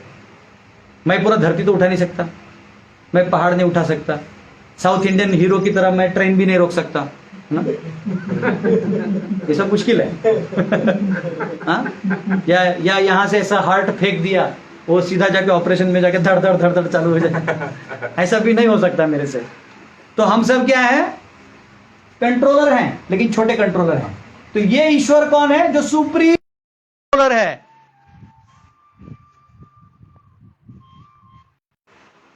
हाँ? जो सुप्रीम कंट्रोलर है, जो सभी को कंट्रोल करता है।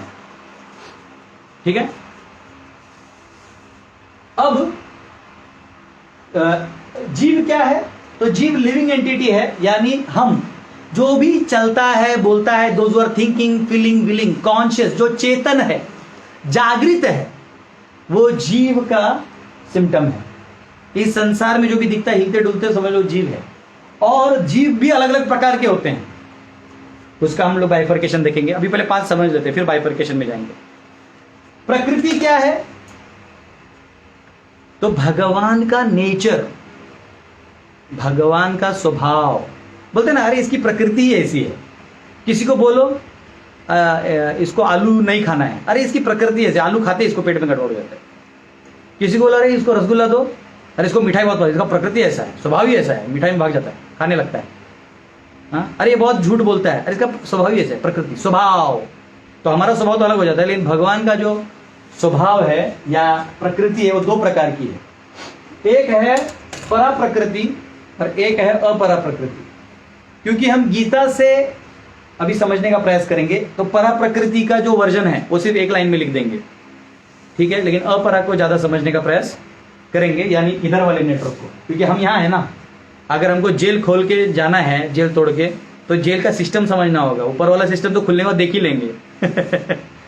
आपने वो इंग्लिश में मूवी देखा होगा ना, शॉशैंक रिडेम्पशन, देखा है तुम लोग?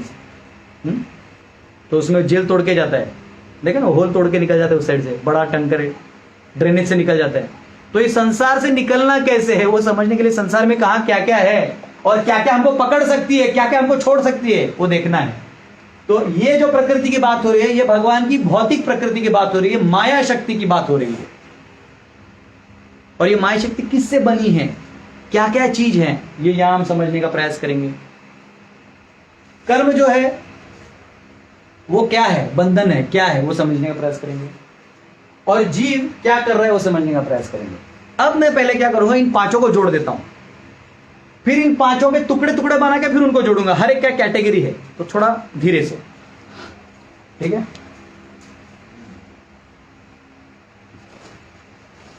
और चलो करता हूं,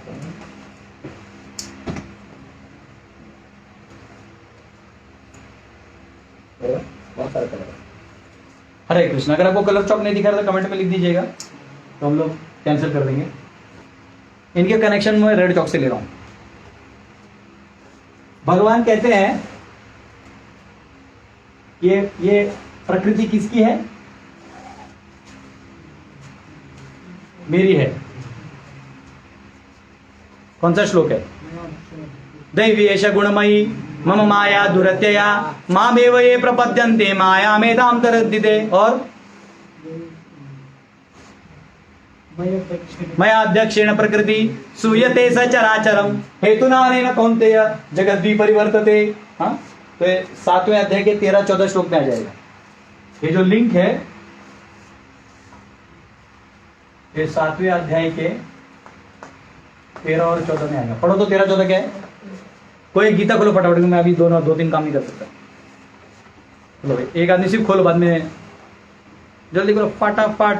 7वें अध्याय का 13-14 बोलिए, जल्दी श्लोक गाइए फटाफट, टाइम कम है। खोलो रे, जल्दी खोलो। 7वें अध्याय का 13-14 आप लोग को इसलिए दे रहा हूं, समझेगा। उधर भी वो लोग खोलने में टाइम लगा रहे होंगे ना, ऑनलाइन वाले भी। त्रिभी गुणमय, हाँ, त्रिभी गुणमयी सर्वम इदम जगत मोहितम न भी जानाति मामेद्य परम अव्ययम। ऐसा गुणमयी, हाँ ऐसा बोल ना, पीछे चलो। माया दुरत्या मामेव ये प्रदन्ते माया मेताम तरंति थे। आ गया? ईश्वर और प्रकृति का संबंध समझ में आ गया? अभी एक श्लोक नहीं है, ये एक श्लोक सिर्फ मैंने आपको समझाने के लिए उठा के डाल दिया, कनेक्शन समझाने के लिए। आप तो बाद में इसमें जब पढ़ते जाइएगा तो इसमें और श्लोक लिखते जाएंगे, लेकिन मेरा डायग्राम भर जाएगा, बोर्ड भर जाएगा, आप कंफ्यूजन में जाएंगे, इसलिए मैं एक एक या दो लाइन में दे रहा हूं, ठीक है। अब ये जीव जो है ये किसका है? अपने आप आ गया क्या? कहां से आया जीव? कहां से आया? ईश्वर से। बोलिए, ममैवांशो जीवलोके जीवभूता सनातनः मनसष्ठानि इंद्रियाणि प्रकृतिस्थानि दर्शति। अक्षर अक्षर एवच, मेरे जीव हैं वो क्या है? अक्षर अक्षर भी हैं। अपरेयामितस्तु अन्यम प्रकृति विद्धि में पराम जीवभूत महाबाहो येदम धारयते जगत। और वो प्रकृति के जगह में एक संघर्ष कर रहा है, जो कि पिछला श्लोक बोला ममैवांशो। वो कितना है? मेरे को लगता है 15.7 है ना वो। हाँ बोलू, हाँ खोलिए, आप लोग भी ऑनलाइन वाले भी खोलिए। 15.7 वही है ना? हाँ। और 7.5 क्या है? वही ना, अपरयाम। भगवान कह रहे हैं, हे अर्जुन, भूमिरपोन लो वायु, 7.4 में बोलते हैं, भूमिरपोन लो वायु खम मनो बुद्धिरेव च अहंकारेति यम्मे भिन्ना प्रकृतिरष्टधा। हे अर्जुन, मेरी जो ये प्रकृति है वो किससे बनी है? स्थूल धातुओं से बनी है और सूक्ष्म धातुओं से बनी है। वो मिलके 8 हैं। कितने हैं? 8। स्थूल में क्या क्या है? बोलिए। Earth water fire air ether. हाँ, मैं इंग्लिश में लिख देता हूं, ठीक है। अर्थ ये वही है, पृथ्वी अग्नि वायु आकाश जल, यही है वो। Earth water fire air ether. खोलिए आप लोग जो ऑनलाइन हैं, उन लोग भी 7.4 खोलिए, अपने गीता में देखिए क्या लिखा है। और ये हुआ माइंड, इंटेलिजेंस और ईगो। ये सूक्ष्म धातु हैं, ये स्थूल धातु हैं। तो भगवान 7.4 में बोलते हैं कि ये जो प्रकृति है मेरी, उसको ऐसी बनी हुई है। भूमि अपो अनलो वायु खम मनो बुद्धि एव च अहंकार इति यम्मे भिन्ना प्रकृतिर अष्टधा। ये 8 आइटम से बना हुआ ये माया का जाल है। ये प्रकृति क्या है? माया का जाल है। क्यों? जो लोग भगवान से भिन्न होना चाहते हैं उनके लिए है। लेकिन अब कैसे बता रहा हूं। अब जीव जो है वो क्या है? लिविंग एंटिटी है। अब जीव 2 प्रकार के हैं। जीव कितने प्रकार के हैं? क्षर और अक्षर। 15वें अध्याय में आता है ना। बोलो श्लोक नंबर निकाल। मुझे लगता है 15.11 है क्या? नहीं, 15-11 नहीं हुआ, 15 पॉइंट उसमें है। देखो मैंने उसको यहाँ पे नोट डाउन नहीं किया। जीव का कैंसर डायग्राम बनेगा ये। 15वां का 16 है ना। श्लोक पढ़ो जोर से।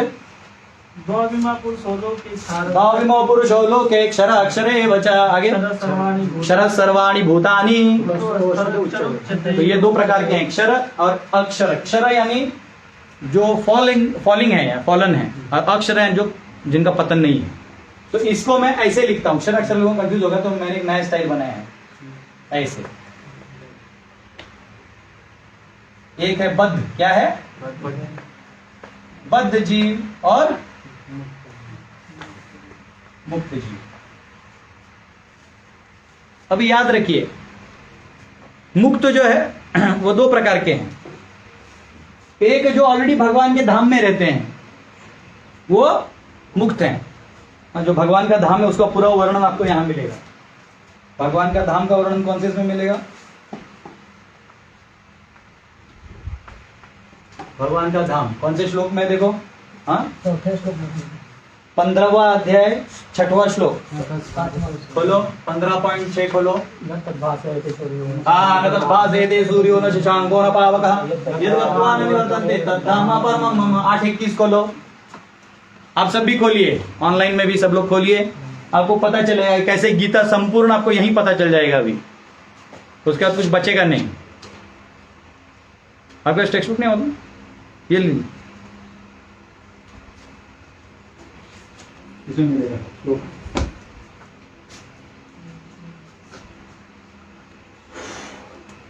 मिला? 8:21 पढ़िए। अव्यक्त अक्षर इत्युक्त परमां गति। ट्रांसलेशन पढ़िए। जिसे वेदांती अप्रकट तथा अविनाशी बताते हैं, जो परम गंतव्य है, जिसे प्राप्त कर लेने पर कोई वापस नहीं आता, वही मेरा परम धाम। वही मेरा परम धाम है। समझा? तो 8:21 में भी, और ऐसे आपको मिलेंगे बहुत सारे वर्सेस हैं। मैं आपको की वर्सेस दे रहा हूं, ठीक है। अब ईश्वर को समझ लिया हमने। जीव के 2 प्रकार समझ लिए, मुक्त और बद्ध। काल को अभी ऐसे ही छोड़ते हैं, कर्म भी फिलहाल छोड़ते हैं। ईश्वर को अभी कंप्लीट समझते हैं, ठीक है। ईश्वर के बारे में गीता में क्या क्या दिया हुआ है। अब ईश्वर के जो, अभी यहां मैं और बता रहा हूं ईश्वर का, ठीक है। अवतार हैं। क्या है? अवतार है। फिर क्या है? विभूति है। क्या है? भगवान की विभूतियों के बारे में बताया गीता में। भगवान कौन है, क्या करते हैं, और भगवान की भक्त वत्सलता के बारे में बताया, ठीक है। भक्त वत्सल, ठीक है। ये इधर से ही कनेक्टेड है। तो अभी कैसे इसको, ये इधर से ही कनेक्टेड है, ठीक है।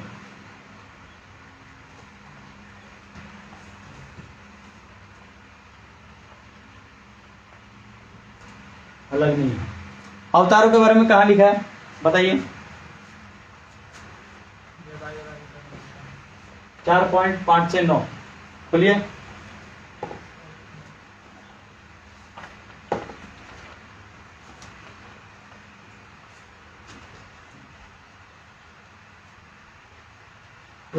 वैदितानि जन्मानि तव चार्जुन तानि अहं वेद सर्वाणि न त्वं वेद परन्तप अजो अपि सनव्यायात्मा भूतानाम ईश्वरोऽपि सन् प्रकृतिं स्वाम् अधिष्ठाय सम्भवामि आत्ममायया यदा यदा हि धर्मस्य ग्लानिर् भवति भारत अभ्युत्थानम् अधर्मस्य तदात्मानं सृजामि परित्राणाय साधूनां विनाशाय च दुष्कृतां धर्म संस्थापनार्थाय सम्भवामि युगे युगे।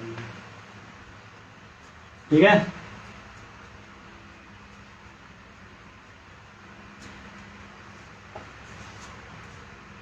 भगवान नियंत्रण करने वाले हैं सबके ऊपर, इसका भी श्लोक है, ठीक है ना।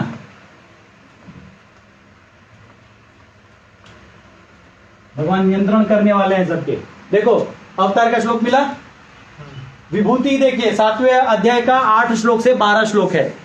7वें अध्याय का 8 श्लोक से 12 श्लोक विभूति, और 10वें अध्याय का 19 श्लोक से 42 श्लोक भगवान कहां कहां है, किस किस रूप में इधर मैनिफेस्ट होते हैं, सब दिया हुआ है। और लोग पूछ रहे where is God, I don't know, then read this. यहां है सब, यहां मिलेगा। कहां छुप गया तुम्हारा भगवान, यहां कोरोना हो रहा है, वही कोरोना भेजा है। टाइम आ गया सफाई का, पाप करोगे तो धोएगा। जाएंगे सब, हम भी जाएंगे, आप भी जाएंगे, लेकिन जाने से पहले कैसे जाना है वो पढ़ के जाना है। पाप करेंगे हम सब और बिल फाड़ेंगे भगवान पे। गो हत्या हो रही है, हमने चुप बैठे। हाँ, मर्डर क्राइम हो रहे हैं, चुप बैठे। करप्शन हो रहा है, चुप बैठे। गीता भागवत कोई नहीं पढ़ रहा है, चुप बैठे। जब कोरोना आ गया तो क्यों चिल्ला रहे थे? नहीं चिल्लाना चाहिए ना, तभी भी चुप बैठो। नहीं भी बैठोगे तो सरकार चुप बैठा ही देती है। ठीक है। भक्त वत्सल के जो श्लोक हैं, कहां कहां भगवान ने भक्त वत्सलता दिखाई है, वो यहाँ पे मैंने आपको 10वें अध्याय के 9 से 11 श्लोक में बताया है, 9वें अध्याय के 29वें श्लोक में बताया है, 12वें अध्याय के 13 से 20 में बताया है। देखिए भगवान को समझिए।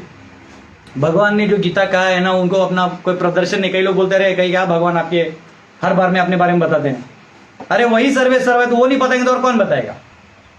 लेकिन भगवान इतने दयालु हैं। 10वें अध्याय के 11वें श्लोक में भगवान कहते हैं, तेषामेवानुकंपार्थम, तेषामेवानुकंपार्थम, बोलिए, अहम अज्ञानजं तमः नाशयामि आत्मभावस्थो ज्ञानदीपेन भास्वता। तो वो कह रहे हैं कि अगर कोई प्रेम से मेरा प्रयत्न भी करता है और इतना बुद्धिमान नहीं है, इतना शक्तिशाली नहीं है, तो भी मैं उसे पर्सनली फिर भी उसके हृदय में दीपक जैसे जल के उसे ज्ञान दे देता हूं। तो भगवान स्वयं बहुत दयालु हैं और वो दया कर रहे हैं, तब हमको ये सब समझ में आ रहा है। नहीं तो एक्चुअली वेद जो है ये कोई रट्टा वाला चीज नहीं है कि आपने रट्टा मार दिया और हो गया। Veda actually it is subject to realisation. आपको साक्षात्कार जब तब तक नहीं होगा जब तक आप उसको अपने जीवन में नहीं उतारोगे। आप अपने कर्तव्यों को नहीं करोगे तो नहीं होगा। आप सोच रहे हो कि हाँ मैं बस पढ़ लिया हूं, मेरा हो गया, नहीं, आपको उसे जीवन में उतारना होगा, तब आपके जीवन में बदलाव होगा। नहीं तो हम वही के वही जैसे आए थे वैसे बन के फिर मृत्यु के बाद चले जाएंगे, फिर वैसे ही जीवन जीना होगा। ठीक है, ये हो गया। अब ईश्वर के नियंत्रण की हम बात करेंगे कि भगवान ऐसा नहीं कि कंट्रोल छोड़ देते हैं। तो कंट्रोल का कौन सा श्लोक है, किसको याद है? एक हो जाए 15.12 से 15 क्या है? 15.15 तो सबको मालूम है ना। सर्वस्य चाहं हृदि सन्निविष्टो मत्तः स्मृतिर्ज्ञानमपोहनं च वेदैश्च सर्वैरहमेव वेद्यो वेदांत कृत वेद विदेव चाहम्। अरे अर्जुन, मैं ही हूं, मैं ही तुम्हारी यादाश्त हूं, मैं ही तुम्हारी बुद्धि हूं, मैं ही तर्क हूं, मैं ही हूं वो जो सब करता हूं। और वेदों के अंत में भी तुम मुझे ही, मैं ही जानने योग्य हूं, और वेदों का कंपाइलर भी मैं ही हूं। ये तो जिसने बनाया वो अपने बारे में ही बता रहा है, तो पढ़ो और समझो। ठीक है, ये नियंत्रण वाला चीज है। और भी एक श्लोक है, और भी है बहुत सारे, और आप ले सकते हो। 15.18 भी है, 15.18, ऐसे बहुत सारे वर्सेस मिलेंगे आपको। ठीक है, तो ये कनेक्शन है ईश्वर के बारे में। प्रकृति के बारे में हमने देख लिया कि स्थूल है और सूक्ष्म है। अब क्या है, ये प्रकृति भगवान ने बनाई क्यों? सवाल ये आता है कि इनका अपना धाम है, वैकुंठ है, जिसका इतना वर्णन आपने यहां किया है, और असंख्य चिंतामणि धाम कहते वहां पे सब खुश हैं। चिंतामणि प्रकर सद्म सुकल्प वृक्ष लक्षावृतेषु सुरभिरभिपालयन्तम् लक्ष्मी सहस्त्रशत संभ्रम से विमानम गोविंदमादि पुरुषम तमहम भजामि। वहां किसी चीज की कमी नहीं। आपने बोला मैंगो जूस हाथ में, आपने बोला आज मुझे नाचना है, एकदम डांसिंग मूड आ जाएगा। यहां बोला पैसा चाहिए, ठाड़ करके पिताजी मार दे, जा आप कमा के ला, ठीक है। यहां उल्टा होता है। यहां बोलते हैं अरे वो लड़की पसंद है, तब तो उसका बॉयफ्रेंड धप्पा धप मारता, नहीं चाहिए, ब्रेकअप। यहां कुछ भी चाहिए तो हार्डवर्क। यही माया का खेल है। ये प्रकृति उन लोगों के लिए बनाई है। माया ठगनी शक्ति है। जो जीव भगवान को छोड़कर विमुख हो जाते हैं, ये दोनों को विमुखी कहा गया है। जो उधर के मुक्त है उनको अभी हम नहीं गिन रहे हैं, ये दोनों भी समझिए। मुक्त कौन है हम समझाएंगे आपको। ये जो भी हैं, ये जब भगवान से विमुख हो जाते हैं, जैसे आप सूर्य को देख रहे हैं तो आपको परछाई नहीं दिखाई देता, लेकिन सूर्य से पलट जाएगा आपको परछाई दिखता है। वैसे आप भगवान की तरफ हैं, आपकी चेतना, तो आपको कुछ प्रॉब्लम नहीं है। लेकिन भगवान से पलट जाइएगा, अपने आप को केंद्र बिंदु बनाइएगा, तो परछाई से खेलना पड़ेगा। और आप तब तक, ये इसलिए प्रकृति को कहते हैं प्रतिबिंब, रिफ्लेक्शन। क्या बोलते हैं? प्रतिबिंब। हाँ, प्रतिबिंब।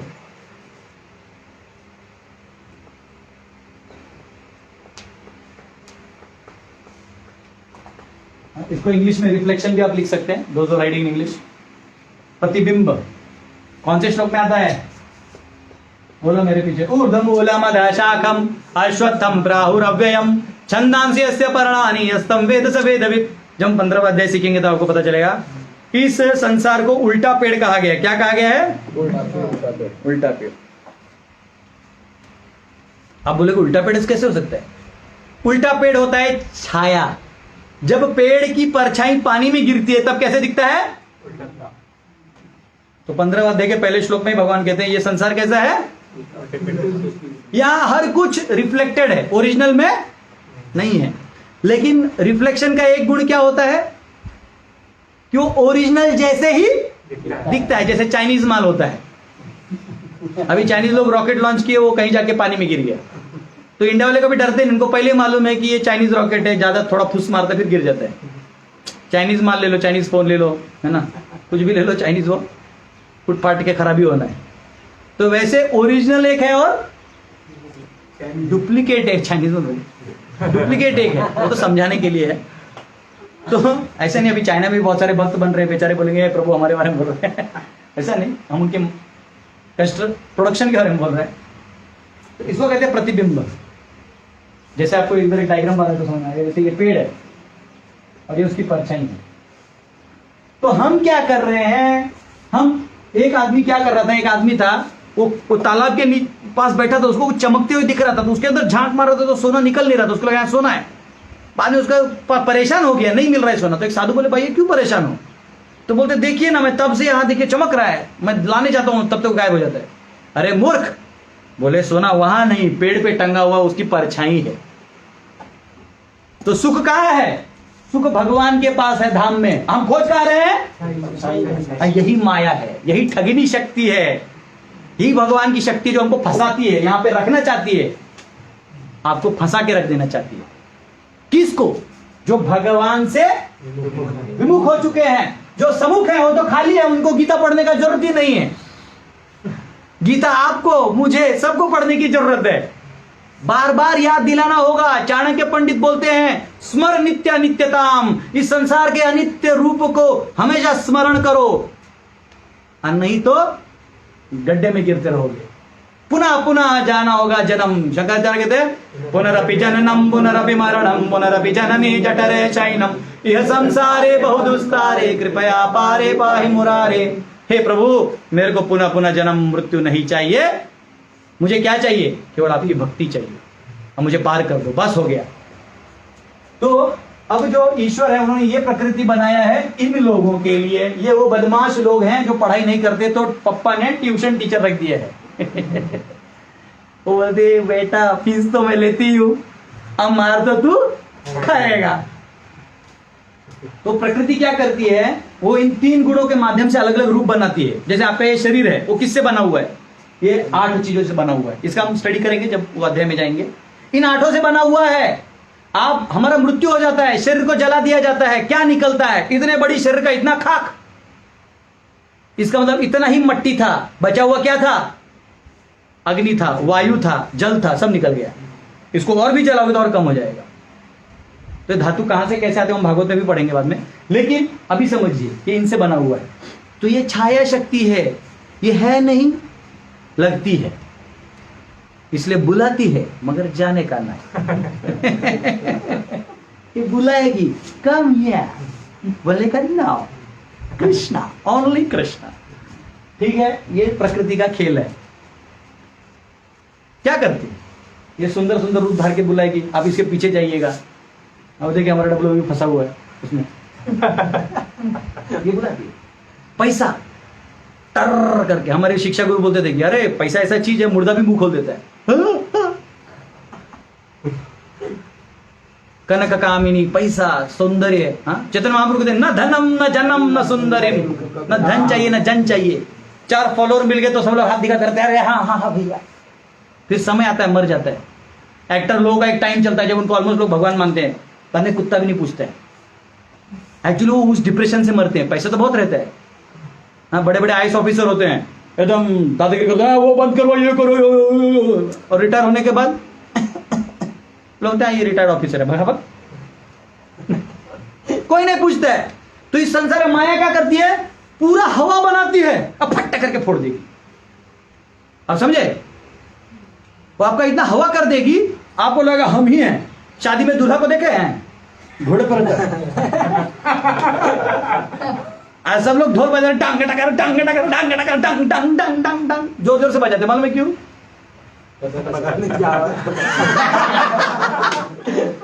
क्योंकि जो बकरा को काटने के ले जाते हैं ना, तो बहुत जोर जोर से नगाड़ा बजाते ताकि उसको दर्द कम हो।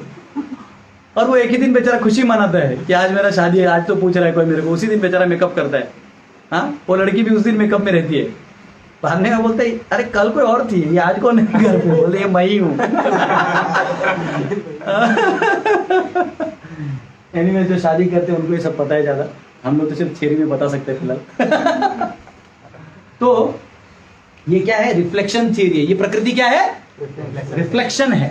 टाइम 10 मिनट हो जाएगा, टाइम पे खत्म करना है। तो इसको हम लोग डिटेल वाले पढ़ेंगे। तो प्रतिबिंब है और ये 3 गुणों से बना है, जो मैंने आपको बताया। ये 3 गुण हैं, सत्व, रज और तमः। ठीक है, ये 3 गुणों से बने हुए हैं, सत्व गुण, रजोगुण और तमोगुण। ये 3 गुणों से बने हैं और इसका प्रमाण आपको मिलेगा, ये जो है 14वां अध्याय, 17वां अध्याय और 18वां अध्याय से 1 से 45। ठीक है, इसमें आपको मिलेगा ये तीनों का डिटेल। अभी समय कम है और मेरे को अभी ये खत्म करना है। ठीक है, अब जो है हम जीव के पास आते हैं। तो जीव 2 प्रकार के हैं, बद्ध भी हैं और मुक्त हैं। तो ये एक्चुअली है सब इधर आए हुए। इनमें क्या है, अगर आपका ये हो गया होगा थोड़ा मेरे को डायग्राम में, तो बद्ध में 2 हैं, 2 प्रकार हैं। बद्ध में कौन से 2 प्रकार हैं?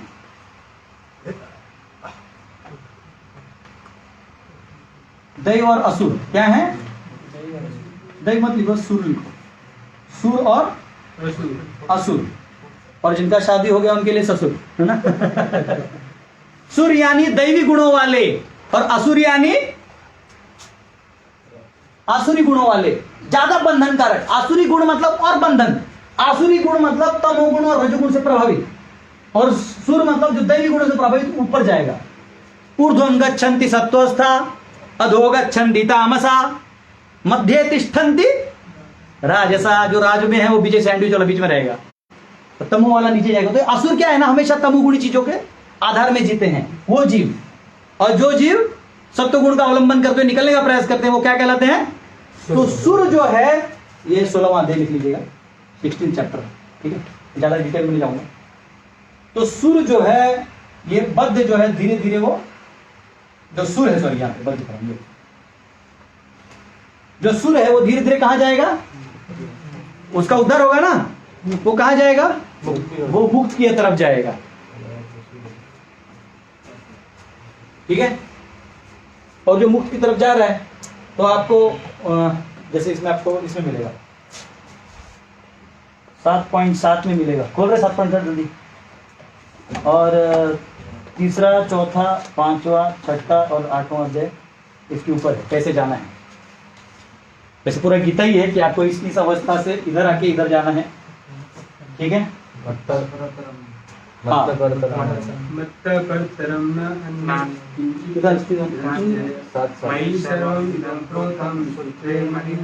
नहीं, वो 7-7 नहीं है, तो कुछ और गलती से लिख दिया मैंने। 7-7 तो यहाँ है, मई सर्वमिदं प्रोक्तम। 7-7 जो है ऊपर है, ईश्वर के बारे में।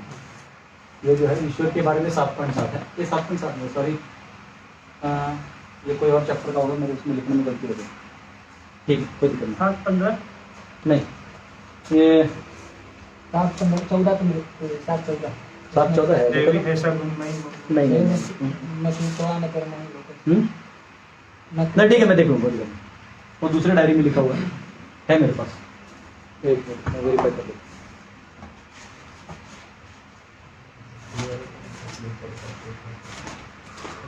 तो अभी ये समझ में आ गया इतना?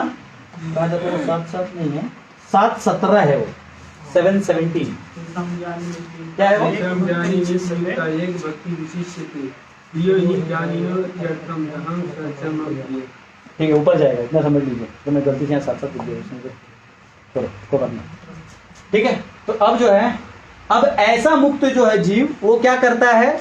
वो धीरे धीरे इस प्रभाव से, देहात्म बुद्धि से हट जाता है, प्रतिबिंब शक्ति के बजाय ओरिजिनल शक्ति के पास जाने का प्लान करता है, और रजोगुण तमोगुण सत्व से शुद्ध सत्व की तरफ जाते हुए वो मुक्ति को प्राप्त करता है, यानी वो मुक्त हो जाता है। और यहां से हम उसको लेके जाते हैं यहाँ पे। अब इसके लिए बहुत सारे वर्सेस हैं, अब वो लिखते लिखते जगह ही नहीं। चलो ये जो है मैं लिख देता हूँ फिर भी। 15.1, 15.11, 19, 10.9, 11, 18.66 ऐसा हम लिख देता हूँ। ये देखिए, जिसको जितना लिख के होता है तो लिख दीजिए। 10.66, 18.10, फिर लिखिए 7.90। ठीक है। ऐसे बहुत सारे श्लोक है, अभी लिखते लिखते तो 7.3। आपको ब्रॉडकास्ट में मैसेज भी आएगा, चिंता मत करिए। इसका पूरा बहुत मेहनत से मैंने एक इमेज ही बनाया है, आपको मिलेगा। तो ये डिटेल से समझिए, जाने के जो वर्सेस हैं कैसे कनेक्ट होते हैं, ये दिए हुए हैं। अब थोड़ा इसमें जीव का जो श्लोक है वो यहाँ लिख लीजिए। ये जीव का पूरा वर्णन 2.13 से 30 तक आता है। दूसरे अध्याय के उसमें आता है 7.5 में आएगा, जो ऑलरेडी मैंने शायद लिखा था। और ये जो है गंडा 15.16 शराक्षर है बच्चा वाला। अब भगवान कहते हैं कालोस्मी भरतर्षभा, ये काल जो है भगवान के अंडर आता है डायरेक्ट। तो 8.1620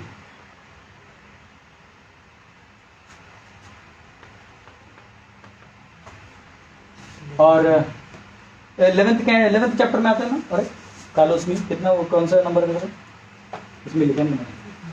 हाँ 1132। ठीक है। और काल का एप्लीकेशन इधर आता है। अब ये प्रकृति जो है, वैसे काल उसके अंदर आता नहीं, लेकिन प्रकृति इस काल को, जो काले चक्र और ये सब भी आता है तो प्रकृति के अंदर आता है, सारे प्लैनेट्स। उस एंगल से काल भी जो है प्रकृति भी उसको यूज करती है डिजाइन करने में, ये समझ लीजिए। और इस काल का प्रभाव जीव पे आता है। ये काल एक बहुत बड़ा सब्जेक्ट मैटर है, अभी टाइम खत्म हो रहा है। काल ऐसा है, जैसे अभी मैं आपको पढ़ा रहा हूं, आपको जिन जिनको अच्छा लग रहा है उनको टाइम कब गया पता नहीं चलेगा, आज जिन जिनको बोर लग रहा होता है बाबा कब खत्म होगा। वैसा है, जैसे आप लोग स्कूल में पढ़ते थे ना, तो जिनको मैथ्स पसंद था वो लोग यस यस यस, अरे 2-3 में घंटा बच गया। और जिनको मैथ्स पसंद नहीं रहता था वो क्या होता था, अरे घड़ी का कांटा ऐसा टिक टिक, अरे चलो आगे, घड़ी जा ही नहीं रहा है। काल आपको हैवी फील करवाता है, हल्का फील करवाता है, उसका माइंड से बहुत कनेक्शन होता है। और ये मैं आपको वो लेक्चर जाने पर बताऊंगा, अभी इतना समझ लीजिए। अब कर्म जो है, वो 3 प्रकार के माने जाएंगे कार्य में। अगर आप कार्य की दृष्टि से देखेंगे तो कर्म होता है, एक होता है पुण्य, पाप, और आप इसको भक्ति समझ सकते हैं, जिसको आप इसको क्या बोलते हैं, इसको कहते हैं कर्म, विकर्म और अकर्म। ये आपको भगवद गीता में इसका डिटेल्ड वर्णन 4.17 में मिलेगा। ठीक है,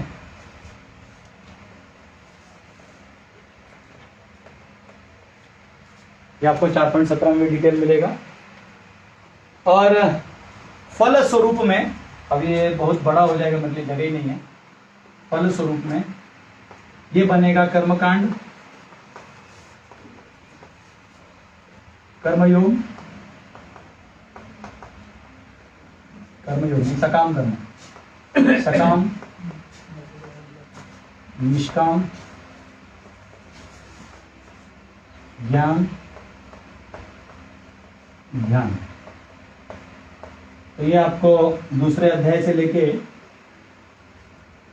चैप्टर 226 में तो अब क्या है, प्रकृति इन कर्मों के माध्यम से ये अभी जीव तक जाएगा। तो मैं इसको ऐसा लेके जाता हूं इधर से,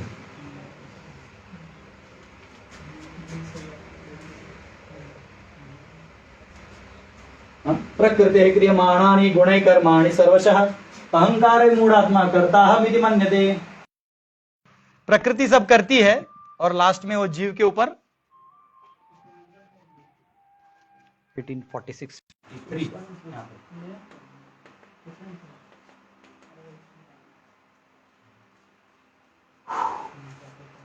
इतना बड़ा डायग्राम।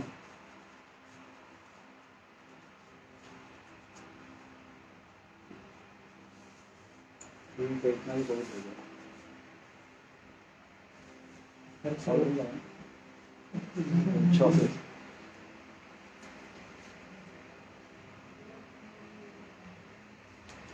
तो आप सबको ब्रॉडकास्ट में अभी मैसेज आया होगा व्हाट्सएप पे।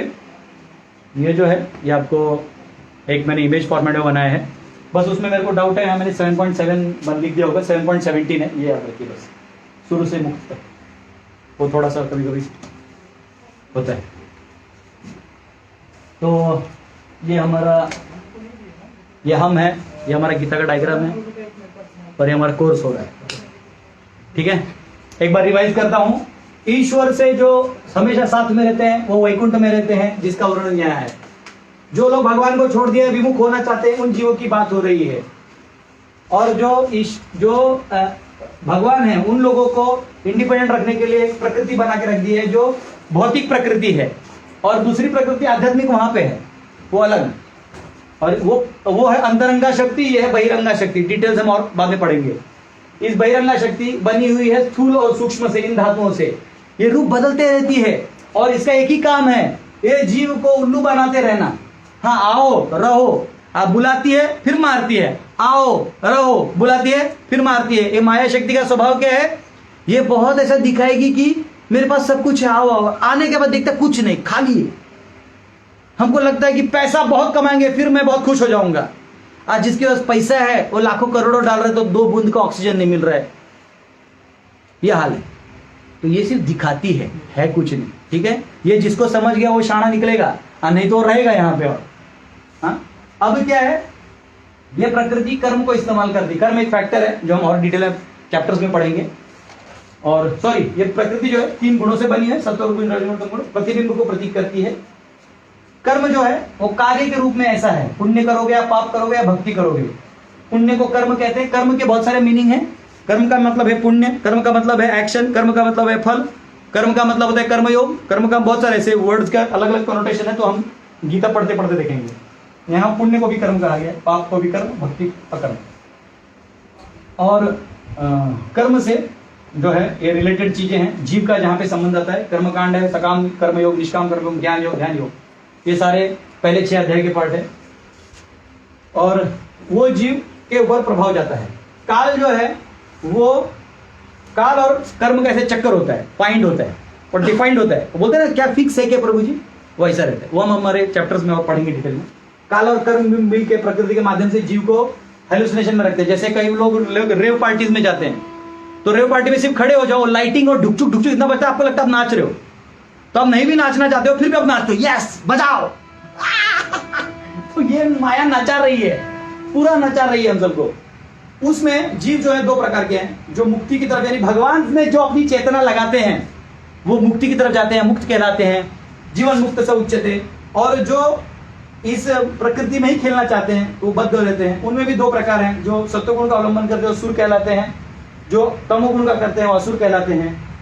और सुर जो है वो धीरे धीरे मुक्त की तरफ जाते हैं और वो इधर चले जाते हैं। तो इसका सोल्यूशन ये है कि हमें हमारी चेतना को भगवान में लगा के मुक्त हो जाना चाहिए, गीता का सार है। तो आप सबके बहुत सारे क्वेश्चंस होंगे जो अभी मैंने पढ़े नहीं है, मैं आपके ओपिनियंस पढ़ूंगा। आप इस पेज पे पेज है, कोई दिक्कत नहीं, आप शेयर भी कर सकते हैं लोगों में जो पढ़ना चाहते हैं। आज हमने ऑलमोस्ट इंट्रोडक्शन कंप्लीट कर दिया है, और अगर आपको इंट्रोडक्शन पूरा जानना भी है तो पढ़ के आप नोट्स बना सकते हैं प्रॉपर्टी के प्रपुट से। और कल हम सब पहले अध्याय का श्लोक क्रमांक 1 से 27 पढ़ेंगे, तो कृपया करके आप उतना पहले ही पढ़ के आ जाइए। और परसों हम सब 28 से 46 यानी 2 दिन में हमारे पहला अध्याय खत्म हो जाएगा। तो कृपया करके आप सब बने रहिए। और मैं बहुत बहुत आभारी हूँ, आप लोग समय पे आते हैं, सुनते हैं, हमें भी अच्छा लगता है।